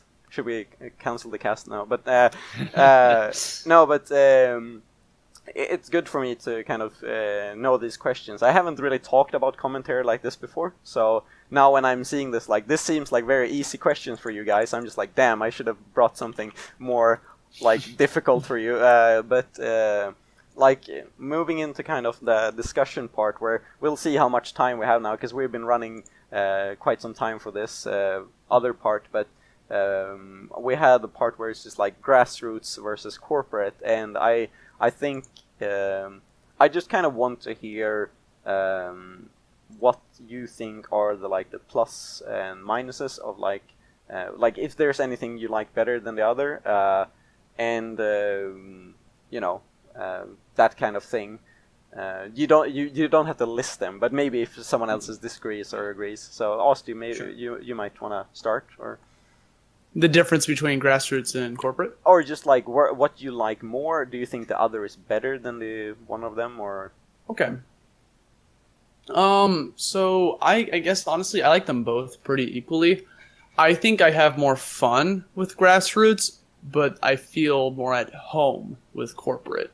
Okay. And I think it just depends on the tournament. Obviously, we've talked about this topic before. Is if it's like Evo, you know, you're going to be a little bit more corporate about it, and you're going to be trying to like put on a good image, you know, wear a suit and tie and stuff like that. But then if it's like, you know, like Smash the Record, which is a tournament for Smash like charity, you're just gonna like have fun. You're gonna put your hoodie on and just like, you know, just have fun talking with your fellow friend, and then get a video that goes on the front page of Reddit, gets 37 million views because they got joked on by a Twitch viewer.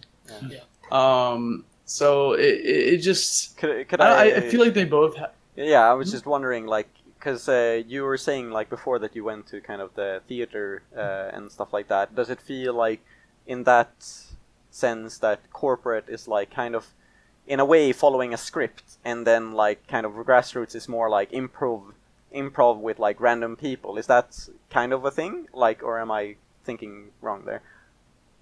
No, that's a good way to put it, actually. I never thought about that, but it's very similar to that, because like you said, in the top level play, you're about, here's what we got happening, guys. We have a bracket match between these two. Here are the upsets, and then you like list, while also, you know, maintaining a professional, you know, demeanor. Mm-hmm. Then grassroots, you know, like one of my favorite grassroots moments of all time just happened in Marvel. It was Sonic Fox versus Filipino champ, the 1 to 10 match, and I believe it was Bum that was commentating in New York City, and their commentary was literally just, they weren't even commentating, they were literally just talking, and it was some of the funniest stuff I've ever seen on the mic, and it's one of those things where you kind of like lose that charm a bit when you go into the top level commentary, but that would be so unexceptable at Evo. But it's still so fun to watch. It's so fun to like listen to these charismatic people. Yipes can do anything. Exactly. Well, I'm sorry for the one who's not familiar to Yipes. I'm gonna put that question out there. So. Oh yeah, Yipes is he's a Marvel commentator. He like really came into fame. There's this really, really old Marvel video of him commentating, and it's just like total non sequiturs, but it fits Marvel so perfectly that that's kind of become his thing. And like he can be a normal commentator, he can be, you know, more corporate and structured, but he's known for being just like, he's total jokes all the time. Another commentator that's kind of come into that lately is Eris from Tekken. Oh yeah. Like he's very much kind of along that style where he can be analytical, but he's very color. It's all about jokes and metaphors and stuff like that. So if it's kind of your style and your brand, you can get away with it more. And the event knows what they're doing when they're hiring you. They know what they're getting themselves into. I mean, like Eris just did top 8 for Tekken 7 at Evo, so they know. Yeah. No, yeah, I really enjoy Eris's metaphors, especially for someone who's like not a native speaker. I'm just like, there's some times where he just like brings out this like weird metaphor, and I'm just like, what the hell does that even mean? And then I'm just like, Yeah. oh yeah, that's what he means. Oh, okay, yeah, cool. That's very creative. But so do you like? Are you kind of opposite to Austy in that sense that you like are more into Grassroots then, because of kind of what we've been talking about earlier with your brand being kind of, or branding is like more don't care kind of thing? I'm fine with either. Okay. I really don't have a preference on one or the other. I think that they both have enough pros and cons to kind of legitimize themselves. I don't really have a favorite. Like I said, they're both different in how you approach them, but it's really just in how you interact with your co-commentators. So maybe don't say that double entendre. Maybe watch your language a little bit more. Don't. Like, if I'm on commentary, I'll drop hell all the time, and I might do one bitch, maybe, just to spice stuff up. But if I'm on a Nintendo stream, absolutely not. None of that. I actually did say hell to see if I could get away with it on the Nintendo stream. I didn't get any flack. What happened? I think I was okay. It was just it was like somebody was getting smashed, and it was like a lot of drama behind it, because I think it was Soul. Soul was down 0-2 to somebody in like winners finals or something. He's like, oh my god, Soul, he's supposed to be the best player in the world. He might drop here, and then he just beat the shit out of this guy, and like just to color it, you know what I mean? Just to kind of paint the picture that he's coming out swinging, giving it everything he had. I dropped some kind of flavor in there, and it's okay in that moment. It just depends on how you.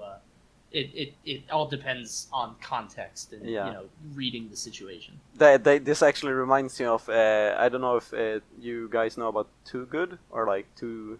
He was like in Dota a lot, and he had that moment at Cologne where he went all in with something completely inappropriate for a corporate event, and he like he would do like pedophile jokes or like really kind of all in at like an official Valve event. No. And he actually got like Insta fired like during the actual event. Like I remember that like someone was like waving him like, hey, could you come here? And he's like, yeah, Gabe Newell just called, you're fired, so go home. I did hear about that. Yeah, I knew it was a Gabe thing. I've never heard about that. Yeah, that was like, it was so kind of, because like he was really famous, he is very famous for being like, if there's someone that's like at the top of like not giving a crap about anything, he says some really weird stuff like, he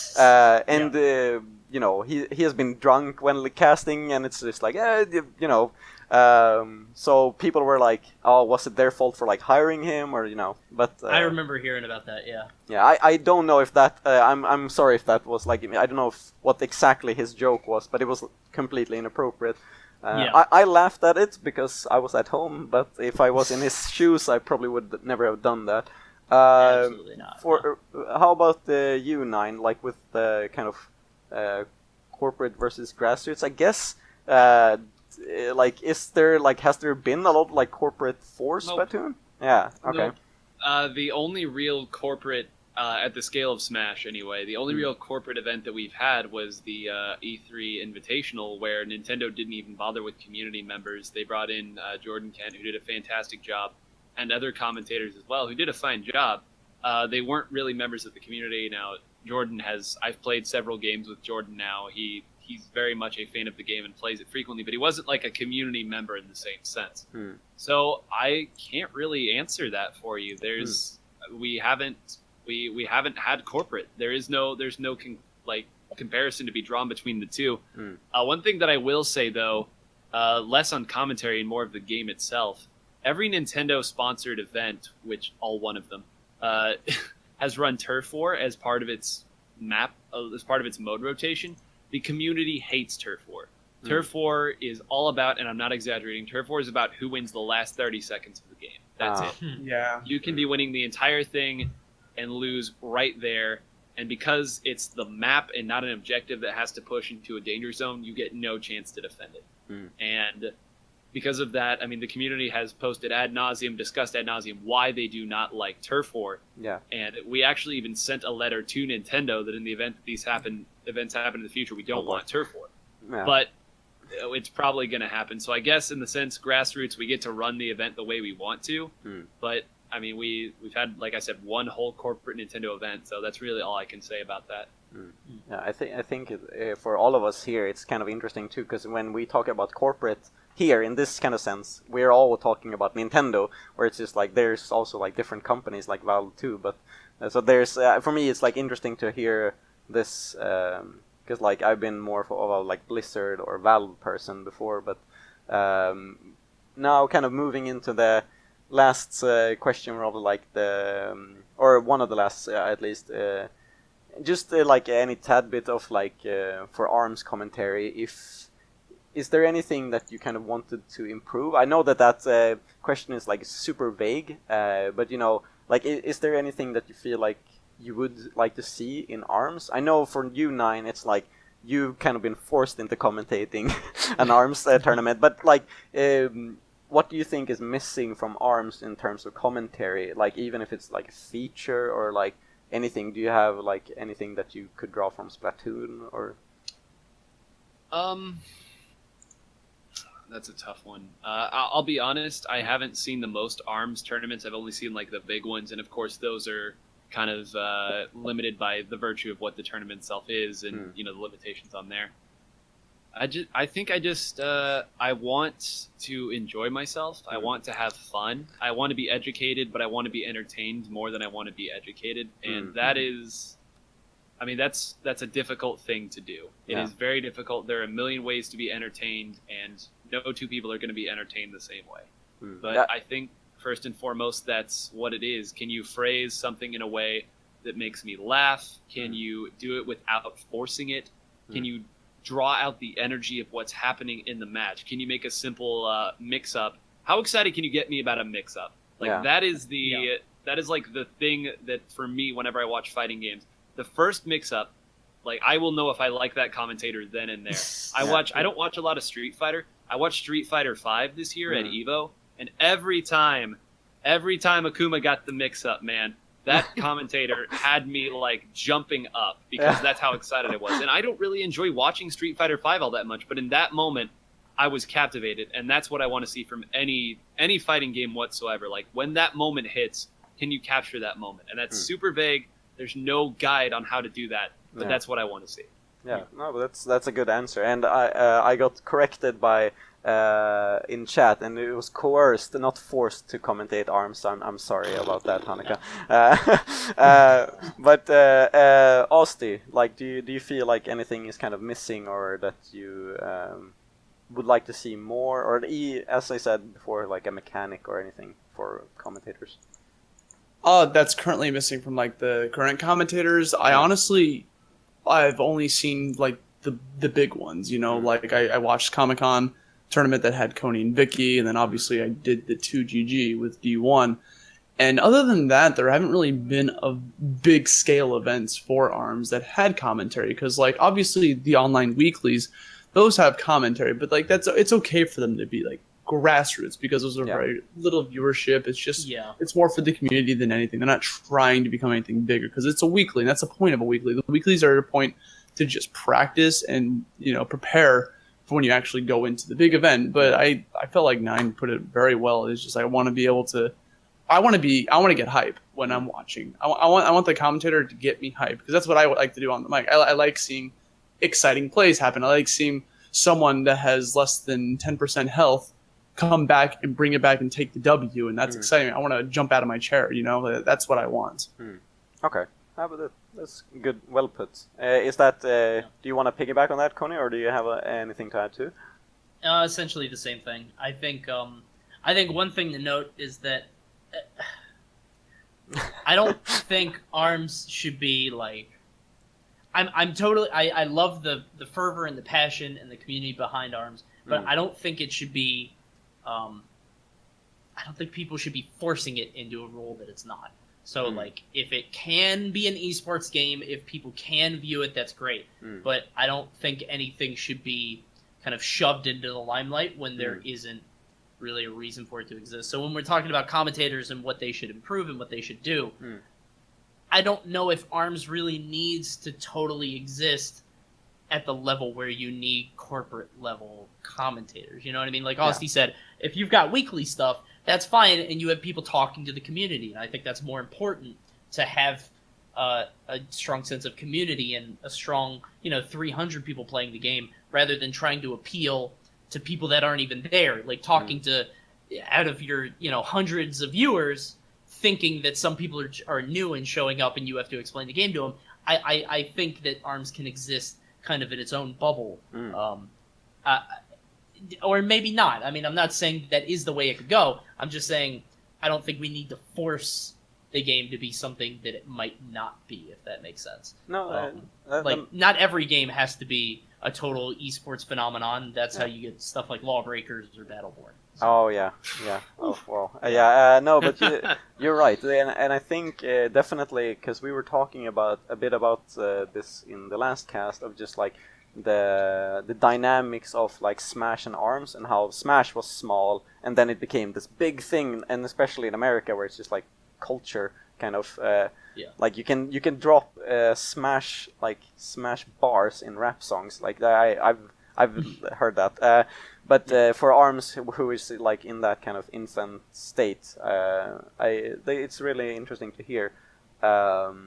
Now, okay, for the last kind of question of the discussion part, I was just kind of wondering if you had any like best or worst like commentating experience, or like moment where it's just like something screwed up totally and it was like funny, or just something that you want to mention. And I know that people have seen the Thai thing a lot, Coney, but like, is there anything that you think that people like maybe don't know, or like that was really funny to you, or like, even if it was good or bad, like you want to mention?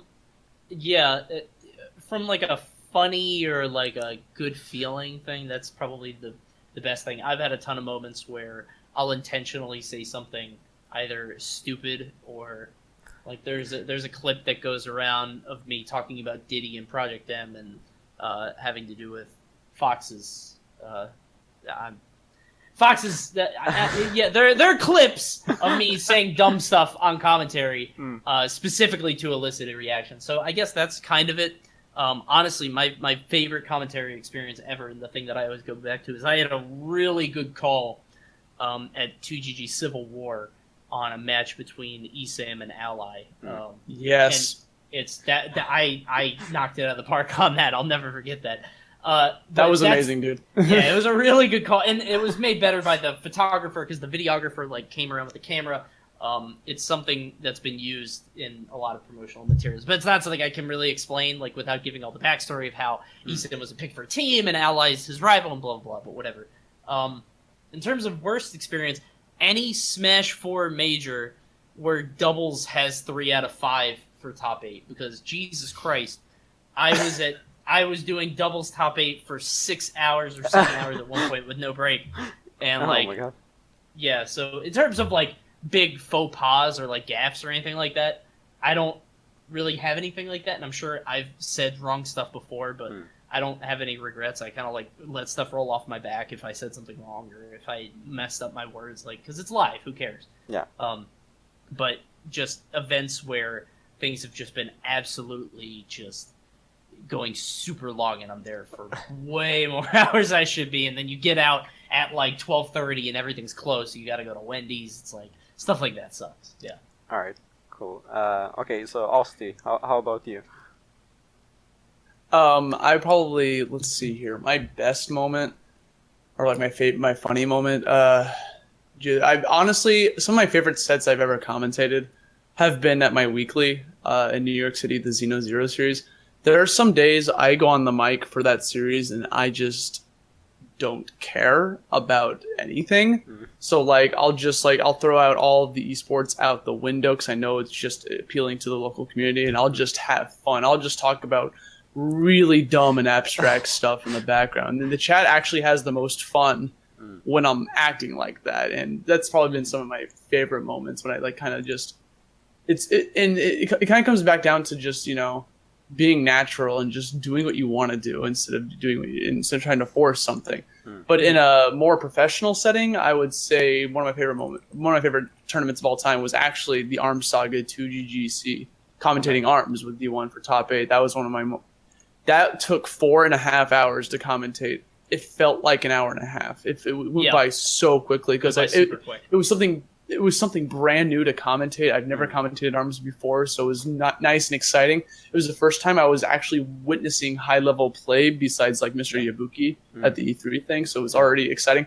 Like look how good Soul is. Look at Bustawolf. Like look at all these players doing all this high level stuff, and it was just so fun to witness and talk over it. Yeah, seeing a lot of speculation come to life too. Because if you remember, I was playing Bite and Bark. And I was like, this character's really good, and you said the same thing. Right. And, like, everybody else was like, no, Bite and Bark suck. And everybody in the Illuminati were like, like me, D1, and you were like, no, Bite and Bark are nice. And then there were, like, I think 2 of them in the top 8, 2 or 3. Like, they were everywhere. They were top 3. Yeah. Like, third place and second place. Yeah, that was so great. It was really cool to see that come to life, yeah. All right, cool. So that was probably my favorite moment. As for least favorite moments, I would just say anything where things are just dragging on and you just want to like, you're on a block that's way too long. I know I used to commentate a lot of stuff back in 2016 when it was still like a very grassroots events, like not something that got like 200 viewers or whatever. It's like I was the only commentator, me and like one other person. Yeah. And we literally would commentate the entire tournament. There's times I commentated for 10 hours straight once, and that was literally the worst thing of my entire life. I never want to do that again. But anything that just drags on for way too long, you just want to like, guys, I'd love to keep going, but I really need to go to the bathroom, so I'll be right back. And then you just like get up mid set, and it's like you can't help it. It's like people need to remember that commentators are human beings too, you know. No, definitely. But yeah, that gives me hope. Like there was some week ago where I commentated for like 6 hours, and I was just like, this will be 3 hours, and then I'm just sitting there and being like, oh my god, it's 2 a.m. Please let me sleep. But cool. And how about you, Nine, with like best and worst kind of experience or like funniest one? So my best moment, Smash and Splash 3, there was a Splatoon event at that, and it was it was the last lane of Splatoon 1, and in a lot of people's eyes, it was really the last, like, hurrah of Splatoon 1 before Splatoon 2 came out. It was only going to be a couple more months, E3 was right around the corner, we knew they were going to be playing Splatoon 2, so this was going to be the last big deal. And I received the great privilege of commentating Grand Finals there, and one of the players there were a couple teams, one that a lot of people knew. Well, they knew both teams, but there's one player there who, his name is Dude. He's the most well-known Splatoon player, and a lot of people would put him in the top 2 or 3 players in the West. Anytime he enters a set, he is the focal point of the set. You just expect him to carry, you expect him to make the plays, because that's been his brand since day one. And it was midway through game number 4, I believe, and they were down 3-1 in the set. And my co-commentator, they're about halfway through, this match is going against them. My co-commentator throws me, we got to talk about Dude. Like, what's Dude up to? And I said, yes, this has to be Dude. You can't say that about a lot of players, but this is Dude we're talking about here. And then we were on somebody else's player perspective, and he dies from out of nowhere. Like, no one else could have gotten this kill. And right then, my co-commentator says, wait, what? And I yell before it even goes to the kill cam, this is Dude we're talking about here. And I repeat it, and I just yelled it so hype. And then it goes back over to Dude. The crowd goes wild behind me. And that was just like, if that had not been Dude, I would have looked real stupid. But it was Dude, and I got really lucky. And he put that as like one of the feature points in his Splatoon 1, I guess, tribute video that he did. And that was really exciting for me to see. Worst moment, when I was first starting out commentating, I wanted to commentate everything I could, and as so many young commentators do, I got in way over my head. I signed up to commentate 4 different events over the course of a Friday, Saturday, Sunday, the most important of those tournaments being Sunday. I limped to Sunday. I had no voice, no energy, and no desire, but I still had to do the job, and it was not a good job, so I learned a very good lesson there, and thankfully I learned it early enough that I don't think I burned too many bridges in that scenario. But like you said, we're humans. Don't forget that. You may love the opportunity, you may love the game, but rest your voice. Take it easy. Yeah. No, but that's good for everyone here to learn as well. I think now we're just gonna move on to the questions from the chat and on Twitter as well. And as we said before, Gore had a lot of fine questions, and one of them I'm looking through them now, and one of them, which is actually I'm really curious to hear about, is he asked what would be the best way to raise awareness for ARMS amidst all the established franchises, and I think that's a really difficult question, but that is because you don't like, in my perspective, you don't want to be the guy who's like, because like right now I'm the ARMS guy, right? So I go to like Smash locals and I'm like, hey, ARMS, and everyone's just like, yeah, no, and I'm just like, oh, okay, and you don't want to be forcing that, but like, is there anything that we can do, or is it just like keep supporting the game? I don't know, like maybe Coney, you wanna go? It's hard to say because like I was ARMS' biggest cheerleader when the game came out. I had a few ARMS tournaments at Xanadu, got everybody into it, won all of them that I entered, but I didn't show up for a few weeks just to see how it would go. But now we can't even get an 8-man bracket with a free entry. Like, it's not sustaining itself, and I don't know how it is for other local scenes. I hear that St. Louis is actually a pretty good local scene. Austy, it sounds like you've got some people at Nebs. Like, I've seen some local scenes make it happen. It did not happen for us, and because of that, I haven't really been playing ARMS at all because I don't have anybody to play with here at a local level. I could play on ranked, but I don't like the way the ranked is set up because I play the same like 5 or 6 people over and over, and like I just play the same people over and over, and I'm not a huge fan of the customs meta. I mean, that's a whole other video. I don't want to get too deep into that, but I just don't really like playing with custom ARMS all that much. So it's just like I have no reason to keep going. So I've tried, like I've pushed it, I've tried to get people to play it, but it seems like there's just this general perception about the game that I don't know if it's possible to break through, and I don't know really how to answer that question. It's going to take a smarter person than me. So yeah, I think for one thing that I've been noticing now, as I've been like trying to keep tabs on all parts of the community, is kind of seeing a bit of things starting out, but I think it's gonna take some time. Like because I've been seeing like, you know, posts going up like, hey, I'm in the UK, find me, like, but I think maybe there's going to have to take something extra, like a documentary or something, to actually like get attention to the community, maybe. But what do you think about it, Austy? I think I pretty much agree with Coney. The game is so brand new. It's literally 4 months old, first off. You need to understand that the game is 4 months old. It's still so young. It has a lot of room to grow. And I like to consider it kind of similar to Splatoon a little bit, is that like Splatoon 2 just came out. You know, Nine's been commentating it. The game, Splatoon 1 came out like 2 or 3 years ago.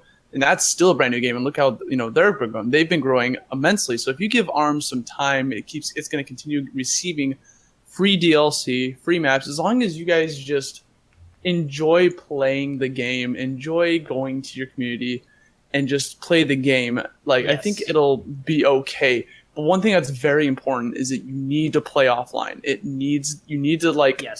There needs to be a local scene somewhere, because it's a fighter. It's not like a shooter game where you need like 8 setups, where like a land mode for Splatoon is really hard to set up and is only really seen at like majors and stuff. ARMS is a game you can literally easily make it. So you just go to a weekly, you meet up with your local talent, just play, and understand if you get 8 people that turn up, that's fine. Like look at Smash locals back in 2008, 2009. One time we had 20 people show up to our monthly, and we were like losing our minds because there were so many people there. Like, that was considered huge to us. Yeah. And I think because people are always quick to compare it, they're quick to compare ARMS to Smash, who get like my weekly local at Xeno in New York City gets like 80 people, 70 people. Lately it's been getting like 40 because school just came back. But like you get a lot of attendance, and people are quick to compare it to that. You can't look at ARMS and compare it to other things, or else you're just going to get let down. You're going to start having negative thoughts. And I think you just got to keep going.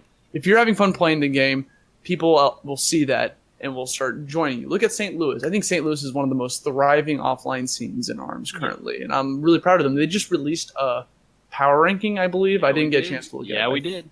Yeah. Cool. Let's go. See, that's hype. I really like that. Me too. And so that's what I'm trying to do for New York City currently. Obviously, we still only have a couple people that turn up, so we're only doing it as a bi-weekly. But it's the fact that we're doing it. If you start to have a weekly of it, it might be a little bit too much if your scene is a little small. So maybe if you have to start off with a small scene, maybe make it a monthly so that everyone can turn up, or bi-weekly, something like that. And yeah, I may have just gone on a tangent, but just offline tournaments are so important. Offline weeklies, offline monthlies. You really can't overstate that. Like a Florida player was talking about it, Swillow I think it was, and he was saying that like he can't get a local scene going because it seems like all the players would rather sit in the Discord and brag about their rank than actually like go out and perform and make money. You know what I mean? I think that ARMS has this issue of it's a lot of people's first fighting game, so it's a lot of people's first fighting game, and there aren't huge local scenes, so they think the entire community is online, and they think that that's where you're going to play all your matches. But a scene doesn't grow that way. Like, you're just going to be playing within the same insular community. It's going to slowly die off because people are going to be pulled away or pulled to different games. There's so many games that come out now. You to get people stuck on ARMS, that's a huge deal. So I think really nurturing those local scenes is super important. But it's hard to get going because, one, people don't want to come out, and two, the scenes are so diluted in these areas. Like, St. Louis is a miracle. I can't believe they got it going. Good for them. Florida's trying. New York is trying. I'm from Maryland, and we're MDVA. We couldn't get it going. We tried, and it's kind of been it's kind of dead in the womb, honestly. We have some other plans that we're going to try out in the future because the rest of VGBC also likes ARMS. So we're trying to make something happen, but again, I'm not big on forcing the issue if it's not going to work, No, I see. So Nine, we've been talking about your community like a lot, but what are your thoughts on it? I mean, Coney and Austy did a great job talking about the local community, how you come for the game and you stay for the friends as you continue to kind of build your scene and build your skills in the game. So I'll take this in a slightly different direction. If you want to build awareness for your game, you need media. That's a fact of life right now. Like Coney said, there are a million games going right now, and a lot of those games have corporate backing with people who are paid to make content that is getting to everybody's eyes whether they want to see it or not. And it's not realistic to expect that same level of production from a community like ARMS or even Splatoon that isn't getting that the big dollar bill from the corporate. But it's also still a fact that if you don't get media out, nobody's going to see your scene. And that might not even because they don't like it. It's just you can't expect people to see what they are not being shown. So you mentioned a documentary. Is your footage archived? Are all of these weeklies, can I find them? Can I go to a YouTube channel and watch them? I credit a lot of what Gimmer did with VGBC and the Xanadu. I liked that I could go to Xanadu, watch all the matches. I could watch the week before, and I could follow so that when he said, man, this is so different compared to 2 weeks ago, I could click twice and find 2 weeks ago, and I could complete the story for myself.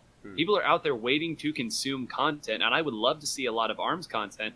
The question is just, is it out there? Is it easy for me to find? Is there print writing for it? Can I read things? You said, PR, great. Why did you love PR? Because it's content, it's media, it's something that you can look at, it's something that's exciting, and it's something that we have to do. And Splatoon's trying to figure that out too. Everyone who puts on, everyone at Ink TV Media works full-time jobs.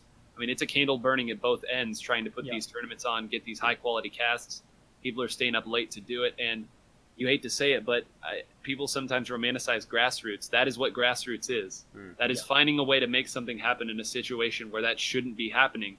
And I don't know how that happens. I don't know who steps up to make that happen. But I think media is a huge deal in addition to, of course, building the local scene. And Hanukkah, I'll answer exactly why St. Louis's local scene works. Hanukkah's a monster. Hanukkah is an absolute madman. He would rather run a tournament than sleep, and that's what it takes. He's always out there. Every time something happens on a Discord, or every time there's a fest, anytime something like that happens, he posts it on a Discord, he posts it on a Facebook group, he posts it on Twitter, like clockwork. He hasn't missed one, and he does that. And not every community is going to have a Hanukkah, but I think that you can kind of like piece together that sort of thing, that connectivity, and his head's getting so big right now. I know it. I'll see him in a couple days and bring him back down to earth. But I think that's what it is. I think it's people really stepping up. You have people who will play the game, and you need people to play the game, but you need people to showcase the game. Yeah. And for me, at least, I haven't entered a tournament in months, and that's not a sacrifice I was happy to make, but it's one that I think I needed to make in order to contribute what I can contribute to the scene. That's that's a super good point about content, and I didn't even think about the passive influence of if you've got like a local weekly. So let's say something happening every single weekend in St. Louis, and those matches are going online, and somebody is having trouble dealing with Ribbon Girl on ranked, and then they go online and they're like, Helix versus Ribbon Girl. Oh, there's a tournament there. Let me check that out. Oh my God, I live in Missouri. Let me go. You know what I mean? Yeah. It's like these things kind of have their own. Everybody has their own pathway to becoming a competitive player, and it's super important to have that kind of passive influence that you don't even necessarily see happening. And not every scene is going to have a Hanukkah, but every scene is going to have some super passionate, really invested, interested people. And I think the real clincher is, are those people going to be invested enough to give and to push out to the scene and create content? Or are they just going to be online showing off their new rank and their great win rate? Like, you know what I mean? It's you got to put the scene first, not your own ego. No, that's a good point. I think we're actually gonna wrap up the kind of question part, and I kind of wanted to wait with this with the shoutouts, but I think it's kind of maybe a good time to announce that too. But we're actually in Fellows in Arms working on a YouTube channel where we'll do exactly what you said, Nine. Awesome. So we'll kind of gather VODs of tournaments, and especially now when the replays are coming out, it's gonna be super easy for us to just put up what you said, like Helix versus Ribbon Girl, or and one of the things that we'll also do is that we will kind of try to gather highlights, because that's something that makes me really hyped for a community, when you see interaction between people.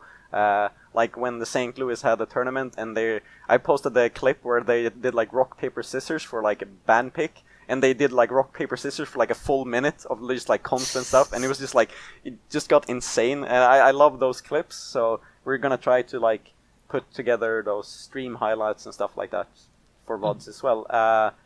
Another thing that I also kind of wanted to announce for people watching is that because people have been supporting us and donating and stuff, we've gathered enough funds for 3 capture cards. So me and Akio are streaming ARMS, and now and then we're doing tournaments. But now we're going to actually expand that and allow for Meow, who is our Pakistani player, and also Formal Cat, and as we've been talking about, Hanukkah as well, to get capture cards and stream stuff to actually get more people. That's good. Yeah, to get That's them more content. But yeah, all of those kind of stuff, they will go up on the Twitter, so guys, just follow that too. But I'm going to segment this and not just take the spotlight for the shoutouts. I'm gonna let you guys also do your shoutouts as well. So maybe before we wrap the episode up, just anything you want to kind of share, or any projects coming up, events and stuff, please tell us. Coney, go ahead. Sure. Well, I can tell you that the 2GGP, the next event is coming up very soon. 2GGP is an online tournament series hosted by 2GG. 2GG are it's basically a group of it's a streaming, I don't want to say company, I'm trying to think of the best. It's a group, and they stream... Tournament organizers. Yeah, TOs, there you go. They host huge Smash tournaments. There's actually one happening this instant right now. But they Top 8 starts in an hour. Yep, they host these huge Smash events, and I'm kind of the head of the ARMS side, and it's called the 2GGP circuit. It's an online tournament series. We've had 2 months of events now, and now we have another one coming up this month. Have some challenges that we got to work on. One of them, basically, the last month, there was a player that got all the way to second place, lagging like crazy, and we don't really know how we're going to fix that. No. There are a lot of answers that seem obvious, like, oh, just put in a speed requirement, but you can't really do that because not everybody can make that happen, and blah, blah, blah. But anyway, you guys should check it out. We're going to be announcing the date soon. I don't know if we want to announce the date right away, but it's going to be at the end of October. It is default ARMS because there's so many custom ARMS tournaments, and I think we needed some default ARMS data. Yeah. Either way, like I'm in support of default arms, but our first tournament ended with 2 Twintels using 4 Thunderbirds. So like if I'm wrong, I'm wrong. You know what I mean? Like I'm not too prideful. But it's supposed to be this premier default only event leading up into Evo Japan, and Awesome. So that's going to be happening soon. I'm going to hope that Austy can be my co-commentator for that. I'm going to talk to him about that, but basically every event is commentated by me and somebody else, except for the last one because Bam couldn't make it, so I was kind of Mr. Solo on that one. So anyway, I didn't mean to take up the whole thing, but that's 2GGP. That's happening very soon, so shout out to 2GG for doing that, and Champ for investing so much in this scene. I mean, there are cash prizes for the people that win. We wanted to do something really special for ARMS at Evo Japan and maybe send out the winner to that, but I don't think that's in the cards. But So, who are we supposed to follow for those news? if you want updates on that, follow at 2G Gaming. They post about all their events happening all the time. You can follow me at ConeyZZ, but it's a very personal Twitter. I stream a lot, so if you don't really care about me, that's fine. If you want to see ARM stuff in that tournament, do that. If you want to see just shit posting and talking about video games, follow me. I don't That's care. good too. Like, just to give you guys the difference between the two. But that'll be coming up in late October, so definitely keep an eye out for that. I'll post it in the Discord and everything. So Thank you. All right, so Nine, if anyone wants to know more about Splatoon and your stuff and events, like what are we supposed to look out for, and any other shoutouts you want? So Splatoon 2's first big lane is going to be coming up here at the very start of November, November 2nd through the 4th. That is called Squidstorm 2017. I will be there. A lot of people are going to be there. It's going to be the biggest Splatoon LAN yet. So big that this one might actually count for something in the grand scheme of things. Normally LANs, because they cost a lot of money to get to, a good part of the community can't go to them, but this one's big enough that this one might carry a little prestige to it. So Squidstorm 2017, EGTV, Endgame TV. I know those of you familiar with Smash are familiar with that name. They'll be showing that. Hopefully, you'll get to see me up there doing my thing. Maybe even playing. I'm entering the tournament, so that should be good. Get to see if I still got it. So there's that on the Splatoon side of things. But one that I really need to shout out is called Smash Out Hunger. It's a local event in St. Louis. It's a charity event. St. Louis University SLU is putting it on. It's got ARMS, it's got Melee, it's got Smash 4, and it's a big, big deal for us. I know Hanukkah has been working his butt off to make this happen. Like I said, it is a charity. There's a lot of stuff that's gone into this. There's going to be professional esports photography there. It's going to be a lot, and it's really the passion project of kind of building. All this scene building is finally going to culminate in this tournament that benefits everybody. So if you're in the area, if you're in the Midwest, come on down to St. Louis and try it out. Try your hand against some of us here in this mythical St. Louis scene. It's going to be a lot of fun. I know a lot of people are coming up for Smash, both Smash 4 and Melee. That's going to be a lot of fun. But if you're interested in following Splatoon, go to Twitch literally any day of the week, and there's probably a tournament. I'm not kidding when I say that there are tournaments almost every day for Splatoon. No matter what your time zone is, there's probably a Japanese tournament, there's a European tournament. There is so much more content for this game and like stuff for this game than you even know. So seriously, get on there. Even if there's no commentary, just watch. It's a growing community. We can't wait to see what it becomes. New balance patches, new weapons all the time. So, and if you want to follow me on Twitter, you can follow me at NineWholeGrains. All I do is post about Splatoon and complain about Fire Emblem. So if either one of those things interests you, I might be the guy that you want to follow. But yeah, in terms of shout-outs to Ink TV, EGTV, EcoSports TV, everyone who's ever given me the opportunity to cast. Thank you for letting me do what I love on the weekends. Cool, thank you. And for the Smash, And yeah. sorry, I don't want to interrupt. So I said that the 2GGP event was going to be announced soon. Apparently 2GG already did it. I had no idea. So that really? event is open. Yep. So Arms Circuit 3, I'm going to go ahead and post that in the chat. Hope that's okay. It's happening October 29th and the 30th. Although I think you can send the link to me so I can send it in Twitch, by the way. Okay. On Discord. So. Okay. Yeah, he said 29th and the 20th. 30th, but that's not true because it's a one-day event. It's just on Sunday. So yeah, anyway, on October 29th, so 2 weeks from today, there is going to be an ARMS circuit. Go ahead and sign up. Entry is free. Winner gets $35 Nintendo eShop gift cards. Second place gets 20. Third place gets 10. And the past events have been streamed on the 2GG Twitch, so you guys can check those out. So sorry, I didn't mean to interrupt. No, it's okay. That's good to know too. And about Smash Out Hunger, we'll be seeing Formal Cat and Hanukkah join that from Fellows in Arms, so I'm really hyped about that too. And that's December 2nd. December 2nd. I don't know if I said the date. That is December 2nd. Smash Out Hunger is happening. All right. So Austy, you're up. So future events I'm going to be at that are ARMS related. Hopefully, if things work out, I'll be at the 2GGP in 2 weeks, the online event that Coney just advertised. I might be doing another online tournament, Neo Punch, coming up November 25th to the 27th. Another ARMS event that's It's Default ARMS online, and I'm pretty sure I'm commentating that, but we still have to work some stuff out before that. And then an offline event that's happening in the tri-state area, kind of a major happening, NEC 17. If you guys live in the tri-state area or anywhere around there, like MDVA or East Coast, wherever, and care about ARMS, NEC 17 is an event that maybe should be on your radar, because that's like an FGC event that is having an ARMS tournament there as well. They have games like Street Fighter, Tekken, Smash, all those games there, but luckily enough, they're devoting an entire stream to NEC 17, and it's going to be huge. I know a lot of top names are going. I believe Soul is going. Cat is going. Catfight.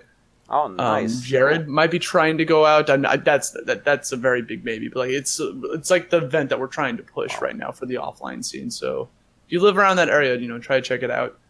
Or just check out the stream. I don't know what the stream's going to be just yet, though. As for the Smash related side of me, I commentate usually every Wednesday night at House of 3000. I'm very grateful for them. You can follow them on Twitter at House of 3000. They gave me the opportunity to commentate every Wednesday and sometimes on the weekends as well. I wasn't able to make it out to the last Wednesday, unfortunately, because I was busy, but most of the time I'm there and, just commentating Smash. And then I also commentate other events for Smash. Way too many to count. There's just so many people I want to shout out. But as for myself, you can follow me if you like me at Twitter, Austy La Vista. And I also have a Twitch. I stream every weekday during the day, usually 11 a.m. to 5 p.m. Eastern. I stream a little bit of Pokken right now because I'm kind of on a Pokken kick. Yeah. And I stream some variety games. And if you guys want to see me just chill, that's what I do. And yeah, I'm also going to try to make it out to EVO Japan in January. Ooh, hopefully sweet. That's in the cards. We don't know. Yeah, we don't know anything. I'm really hoping for that. Yeah, I hope that's dude. Coney, we'll talk after this. But yeah, here's hoping. Yeah. All right. And as for me, I think you all know by now that you can follow us at Fellows in Arms on Twitter. We finally got an account for this team itself. As for us, just if you want to support ARMS and the community and stuff, follow us there. And we'll post all the updates about the coming streams of Hanukkah, Meow, and Formal Cat. And as for shoutouts, I just want to give a quick shoutout to Laura and Scrimps, Jorpen, and Tentenman, who has been streaming ARMS since the kind of release date and been kind of supporting, at least from the online side. And Scrimps as well, who has been doing tournaments every week for some months now, even getting a... What is it? $236 prize pool for bits. That was insane. So just shout out to them, and of course my team in Fellows in Arms. I couldn't do this without you guys. I was doing everything by myself, but now I finally have help. So thank you for the Formal Cat, Hanukkah, Pineapple, Akio, and Meow. I hope I didn't forget any name. That's gonna be awkward later. But that's gonna be it from me. I think. Oh yeah. By the way, since you mentioned Ink TV, we actually have an online tournament coming up. We don't have any definitives, but it's not gonna crash with the Smash Out Hunger. But it's gonna be an online tournament, and we're talking to some people about doing proper production value on an ARMS tournament online. So. And we're talking about splitting the brackets up, America and EU and stuff like that. So we'll see what's going to happen. And also Coney and Austy, if you're going to EVO Japan, I just booked my ticket this week, so I hope to see you guys there. Wow. That's awesome. That's going to be cool. Will be me and Akio Show and Hanukkah are confirmed to go. So we might see you guys there. Wait, Hanukkah's confirmed to go? He is getting the funds for it, but Oh. yeah. Scroll down and donate so we can get him there now. But yeah, we're working on it, definitely. So, but other than that, I think we're gonna wrap it up and call it a day. This was the longest episode by far, but also the one of the most content-filled ones. So, thank you guys for coming out and joining me in this episode. So yeah, that's gonna be it. I will just say goodbye to the chat and just I like to do the kind of smile and wave thing for the chat. So just bye guys. All right, see ya. Hey, you there. Come on, subscribe. You can do it.